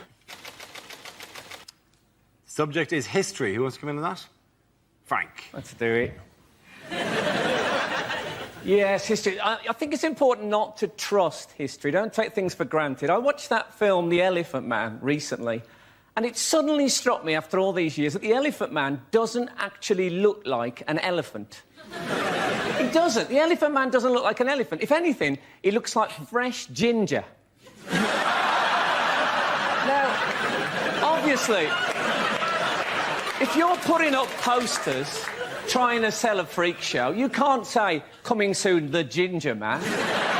Or people are going to think, OK, they're not the best-looking people in the world, but I'm not paying to see one. Now, you can edit history now, right? They've brought it... Scientists have found out which part of the brain contains your bad memories, and they have developed a drug, you must have read about this, that can actually erase bad memories. It's what Ronnie Wood's 20-year-old girlfriend calls the morning after pill. Thank you very much, Frank. They say the Queen spent £14,000 on a train journey from London to Liverpool. And that's what happens if you let an old-age pensioner use the self-service ticket machine. Yeah. Things you wouldn't hear from a weather forecaster. And finally, a warning to hay fever sufferers. Don't come sneezing near me or I'll rip your face off. It's going to be cloudier tonight. I love those German birds. Deleted lines from Star Trek. Captain, I can see an alien ship approaching. It's not showing up on the radar. It's a circular vessel, some sort of lettering and number... Oh, no, sorry, it's my tax disc. Is it ruined our country, bastard? But what you're forgetting, I think, that we don't know what goes on in the cabinet, and everyone's got to remember that he has got one eye that doesn't work, and perhaps he would do what I would do if I was him in the cabinet. I'd wear an eye patch. I'd sit there with an eye patch on, and I'd have a white cat. there is a theory that Brown would put it over the wrong eye.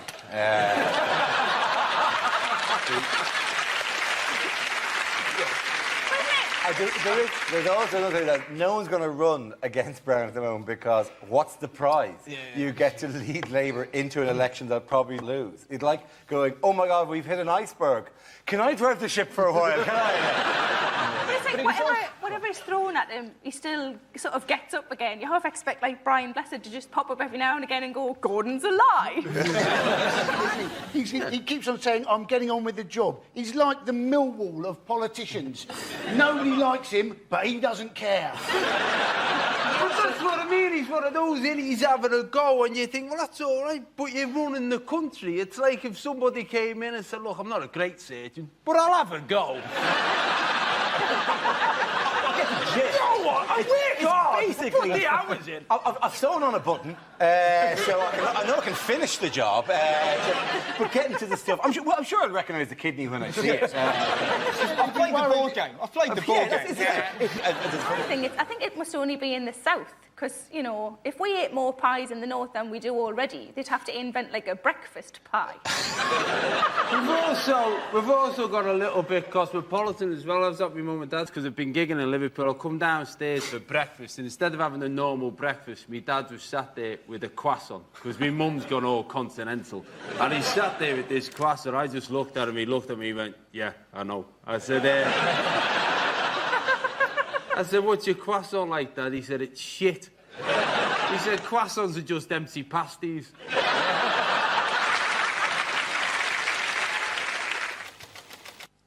The subject is home life. Who wants to go with that? Sarah. My home life involves no children. I don't really like children. And if you ask, most of my female friends don't have kids. If you ask any woman who doesn't have kids what would worry them about having kids, the answer would always be childbirth. From what I understand of childbirth, it changes you downstairs, doesn't it? Changes you downstairs. I quite like my downstairs the way it is, thanks very much. Certainly don't want an extension. But it's bound to change, though, isn't it? Because you're forcing a person out. That's what you're doing. You're forcing a person out. I've never forced a person out. I forced a couple in. But I was in a shop recently, and this little boy came running over to me, put his hand in mine and shouted, Mammy! And I thought, oh, sometimes forget me keys, but I think I'd remember that. And then his dad came over, and I thought, I wonder if this is the best chat-up line ever, and his dad's going to go, no, no, that's not your mammy. Remember, your mammy left us because my willy's too big.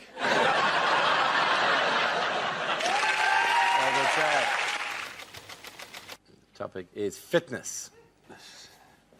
I think as a country we all know that we're not as fit as we used to be. We still sell a lot of sports clothing, though. I'm from Liverpool. If you ever go to Liverpool and you look around at the number of people in tracksuits, you'll think you're in an Olympic village. The reality is you've only got to see the size of the tracksuits to know that you're not in an Olympic village. And the problem is when you invest in some sport and clothes, you feel you've got to do something with them. I bought a brand new pair of running shoes, a brand new pair of shoes that I thought I'll have to do something. One of my mates said, why don't you join us? A few of us are doing a 10K race. Never run a 10K before, and when you enter, you've got to put an estimated finish time. I didn't know what to put down. I phoned my mate Sam up. I said, what shall I put down? He said, oh, put 22 minutes.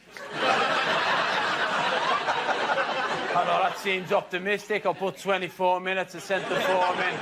I turned up on the day of the 10K race. I turned up with my mates. I was stood there with an orange number. All my mates had blue numbers. The steward came up to me. He said, what are you doing here? I said, well, I was thinking of running the race. He said, no, what are you doing back here with all the blue numbers? I said, why? He said, well, you're an orange number. I said, so what? He said, well, if you're an orange number, that means you're an elite athlete. He took me to the front. It was me and 3 Kenyans. Good man, job. The next round is called If This Is the Answer, What Is the Question? On the board, there are 6 categories. Sarah, which category would you like? Oh, entertainment, please, OK, Darren. grand. Entertainment is the category. The answer is 1.84 billion. What is the question? Is it how many different members of the Sugar Babes there'll be before they're actually any good? The guy who invented Kraft, I think it was like John Kraft or something, his original job where the company built itself, he was a door-to-door cheese salesman. Well, actually... If ever someone from another era, would you ever trust, ding dong, would you like some cheese? No. man walking door to door. I could beat that. My mate, when he was younger, used to be a door-to-door karate salesman. Can he do karate? No, he can't. That question there could have been answered so many... You could have asked that question any week. Who gobbled up Cadbury's this week? Obviously, this week it's Kraft. Most weeks it would be sad, lonely women at that sort of... I'll tell you what, though... Lonely. You might I'm not lonely. And also... there is something... Yeah, I'm genuinely worried about dairy milk, though, because I don't know why it's my one source of milk. So what's for dairy milk? Your bones will be nothing, you know? There was this big thing with all the phone debates when people were phoning up complaining, and it was beautiful moments of radio. I don't know if anyone heard it, but there was a woman on the phone saying, it's terrible what they've done, it's terrible that we're allowing them to sell a British institution like Cadbury's. And the radio presenter, it was Jeremy Vine, he actually said, well, are you going to join the calls for a boycott of Cadbury's chocolate? She went, oh, I won't go that far. My sister bought me a box of 48 bars, the standard size bars of dairy milk for Christmas, and I think she thought it would be like one a day and it would last for ages, and I just opened it with a kitchen knife. I did think about putting them all out on the bed and, like, writhing around naked, like an indecent proposal. Don't do that. Never mix They're sex hard. and chocolate. Women Really? tend to look like morph. Unlikely things to hear at an awards ceremony. I'll just open the envelope. Oh, it's full of gold.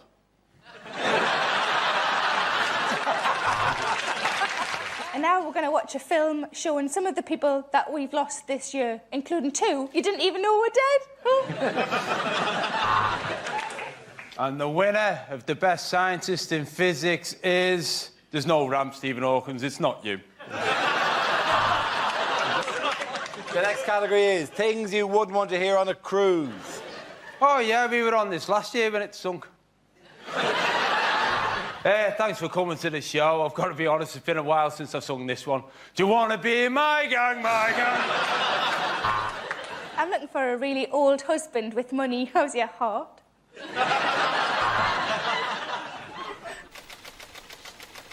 The subject is obesity. Who wants to come in on that? I'd like to start by congratulating the Scots, who've been voted the most obese nation in Europe. Well done to you. Which is ironic, really, considering that the Scottish unofficial national anthem goes, "And I would walk 500 miles." Okay, thank you very much. Unlikely things to hear at the Oscars.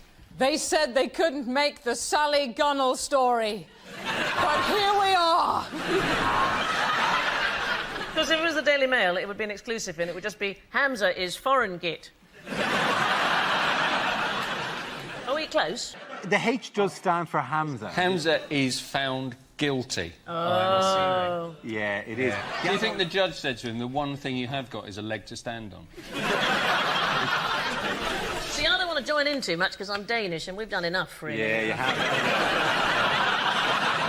Just having you here is I causing know, it's problems quite at all. dangerous. It's a brave statement on behalf. His real name isn't Abu Hamza, is it? It's something camel, isn't it? It's Gary Glitter. Right, the next round is called Between the Lines and features Sandy and Hugh. Would you please make your way to the press pit, please? In this round, one of them takes on the role of a person in the news addressing the media, while the other translates what they really mean. Sandy, you are Her Majesty the Queen, reflecting on the anniversary this week of her 54th year on the throne.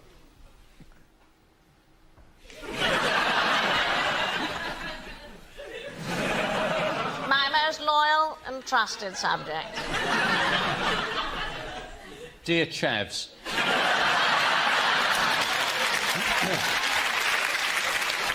As one approaches one's 80th birthday, one can hardly believe that one has reigned for quite so long.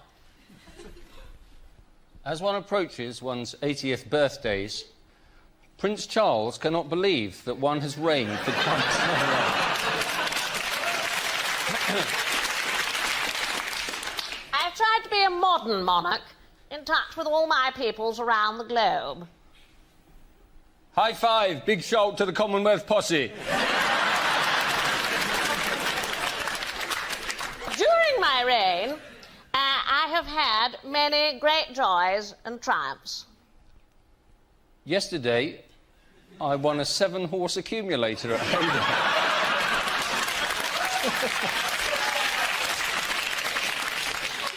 I've also watched the nation change many times for the better. Except for the trains, they're shit. But there have also been times of terrible loss. But there have also been times of terrible loss.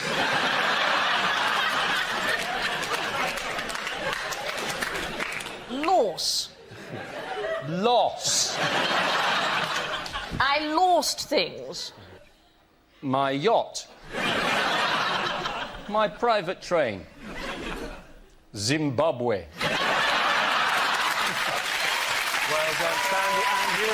If this is the answer, what is the question? On the board are 6 categories related to current events. For each chosen category, I read out an answer and the players have to guess what the question might be. So, Sandy, would you like to choose a category? World news. OK, your category is world news. Yeah. The answer is butter, mascara and pumping equipment. What is the question? All right, it's to do with a protest. Let's steer this towards an answer. It's Protest. a Danish thing, is it? Yes, it is a Danish thing. You want to put that in the form of a question? Was it not a question? Is it the Is Danish this the thing? Danish thing? Is this a Danish thing? Butter, mascara and pumping equipment? Yes. I have to say, as a Dane, I couldn't be more surprised. The words I never thought I would hear in my entire life are the words protest outside Danish embassy. Because you just think, about what? More cream in the pastries. Do you know what's very strange is that 27 years ago when I was at university, I studied Muslim law. I was one of the first people to study Muslim law in this country. And I'm also Danish, and I have never been so popular with the newspapers. They go, where can we find a Dane who knows about Muslim law? Wait a second. Whoever thought those two things in my life would suddenly come together? That is the weirdest Venn diagram in the world. It is right? strange. Set of all the people who are Danish, set of all the people, and then just you in the middle. No, that's it. I'm it. I'm the one. Yes, Yeah. in the shaded area. Yes. It's just... The Danish paper said that all they were trying to do was test extremist Muslims. You think, oh, well done, that was a fantastic idea. That goes right down with the whole kind of whether a bull can pass the whole red rag test as it's waggled in front of its face, or testing how hot a fire is by shoving your hand into it and go, oh, it is hot, I have burnt my hand, I thought I would, but it's nice to know that, it's nice to be sure. I'll check again. Still hot. Yeah, still hot. In these volatile times, ow again. Except that's not quite... I mean, at the risk of telling the truth, that's not exactly what happened. And it did take 5 months for anybody to get upset about it. That's mainly because it has a very small circulation, this newspaper. And the actual cartoons that people got upset about were never printed in the Danish paper. So I'm a little bit defensive about it, because the ones that people actually got upset about that were shown around the Middle East are 3 cartoons that were never, ever printed in Denmark anywhere. It's tough to explain that to a mob, isn't it, though? It is. Oh, come on, guys, let's get our facts and figures sorted out. You might as well send out the little Lurpak guy with the trombone going...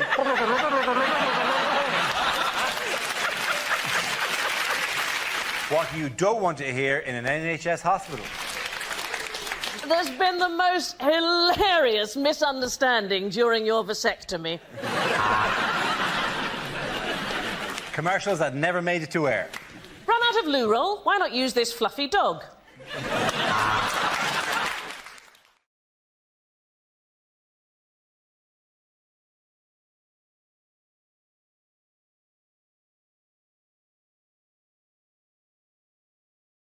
Now we play a round called I'm So Brexcited and I Just Can't Hide It. This game involves Nish and Gary, so if you could make your way to the performance area, please. This round is a stand-up challenge. I launch the wheel of news, and wherever it chooses to stop, one of our performers must step forward and talk about that subject. OK, here we go. Let's spin the wheel. The first subject is the movies. Who wants to come in that? Nish. I'm a big movie fan, and I'm very excited that there's going to be a new James Bond. Now, my pick personally would be Idris Elba. I think he'd be an amazing James Bond, but some people are very unhappy. I was reading an article about this, and the first comment under the article started with the words, "This is not a race thing." Which immediately makes you think, it's definitely a race thing. This is not a race thing, it's just James Bond is not black. Now, I've got terrible news for this person. James Bond is not real.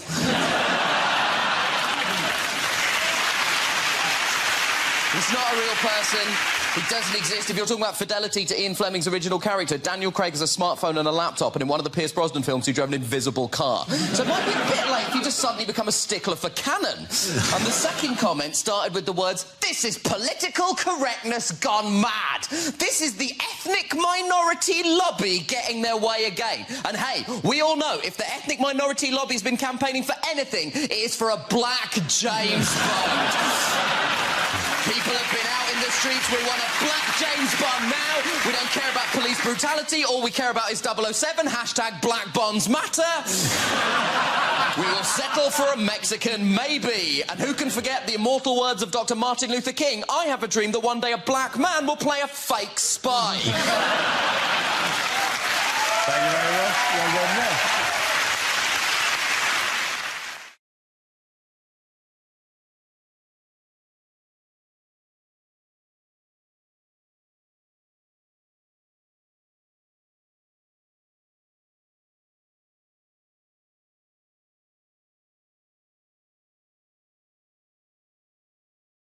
Who are arming themselves with rifles and pots of Nutella at Is the it the moment? loose women? Well, not loose women. It's the people that are killing the badgers. Well, people I sounded more sad than I was about that. You made it sound like the most hard... It's the people who are killing the badgers. Why, Mummy? Why, Mummy, are the people killing the badgers? It's okay. Why does someone think of the badgers? It's the people killing the badgers because badgers apparently give cows TB. Yes. Cows, badgers, badgers, cows. that may be too black and white.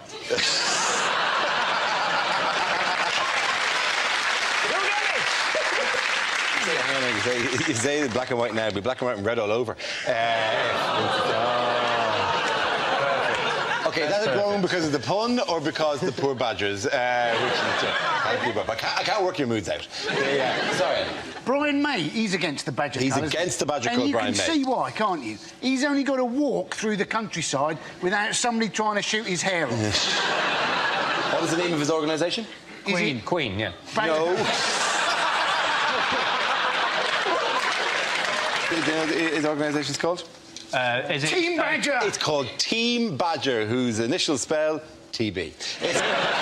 You've not thought this The through. reason he's protecting badgers is because, judging by that picture, he owns the world's largest badger. What a badger it is. That is like a badger of destiny. Of that badger, he goes, I'm above such tiny considerations.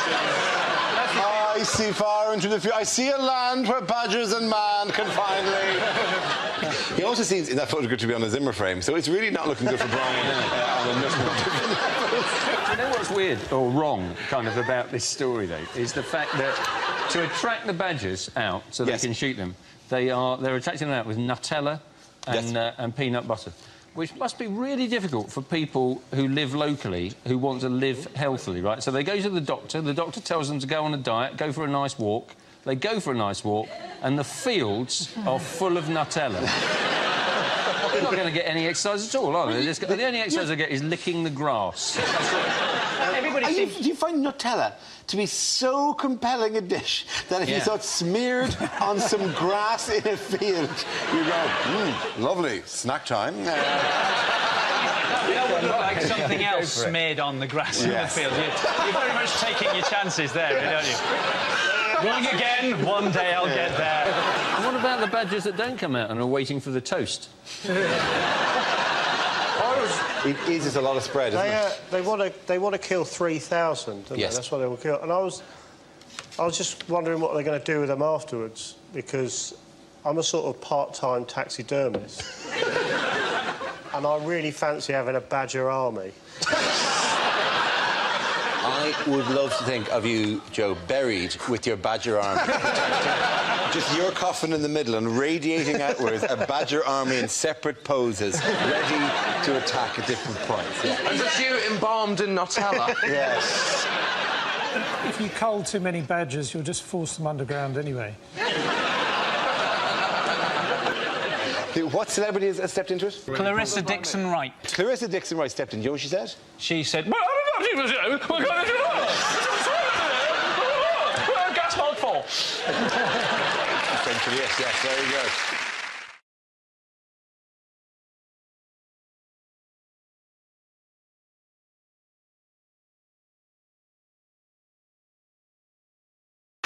the answer I was looking for was Gove announces exam changes. This is the news that Education Secretary Michael Gove has announced a new English baccalaureate certificate to replace GCSEs. From 2015, students will work towards a demanding 3-hour exam at the end of a 2-year course rather than the current combination of coursework, modular exams and multiple retakes. He's even invented an exam that thicker kids won't be able to pronounce. It's the back of what? The back of what? The back. Oh, give me a shovel, I'll go down a mine.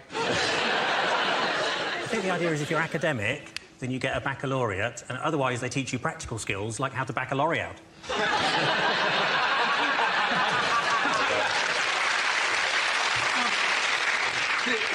The Tories have assured us that under this system no child will be left behind, but how can we take Tory promises that no child will be left behind seriously when their leader's David Cameron?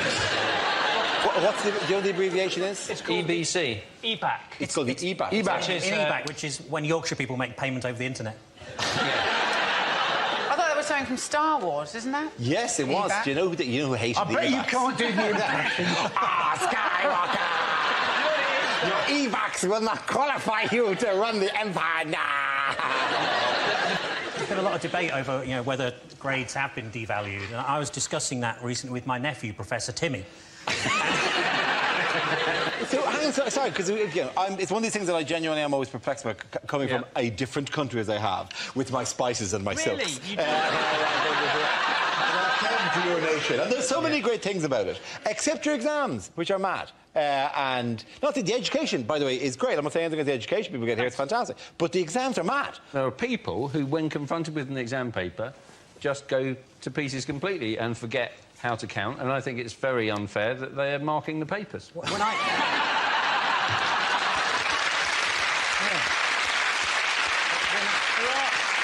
There are people who just shouldn't be taking exams. My friend Carl was at sixth form college with a girl who got her A-level results, and when she pulled out the piece of paper, the 3 letters telling her what her future would be, she went, that spells none.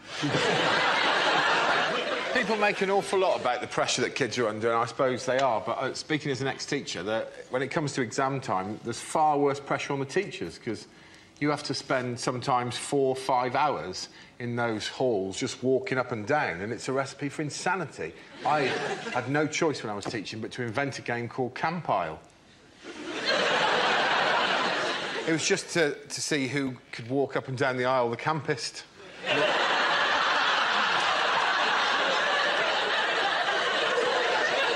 We started off just sort of slightly mincing.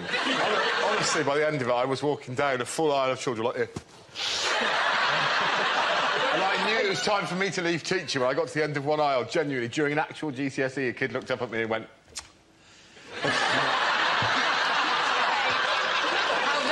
So were you essentially voguing your way? I'm not exaggerating. By the end of it, I was like... The thing is, they want to make the exams harder, don't they? But surely they're hard enough already if your teacher is walking up and down, camping it up. Oh, no, I'm still qualified, technically. We'll have to cut this bit out. Really? Is that your safety net? Yeah. Oh, that's really sweet. Do you think anybody, having seen you in In-Betweeners, anybody is ever going to employ? Well, you've always got a trade. What is the problem with it? I did a gig at the University of Central England, which is in Birmingham. That's what they're trying to hide from you. And as an opening line, I said, UCE, so-called, because that's the grades it takes to get in.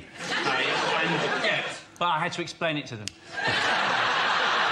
I'll tell you what, I was in an exam when I was at school. My mate, at the back of the hall, went... we were all waiting to leave. Someone at the back of the hall went... Meow. Mr. Mearden, the exam invigilator, went... And then someone else went... Meow. And then... Meow. From different parts of the hall, and it led to my favourite sentence I've ever heard come out of an adult's mouth, which was, all right, no one leaves until the meowing stops. At the end of that round, the points go to Chris, Hugh and Gary.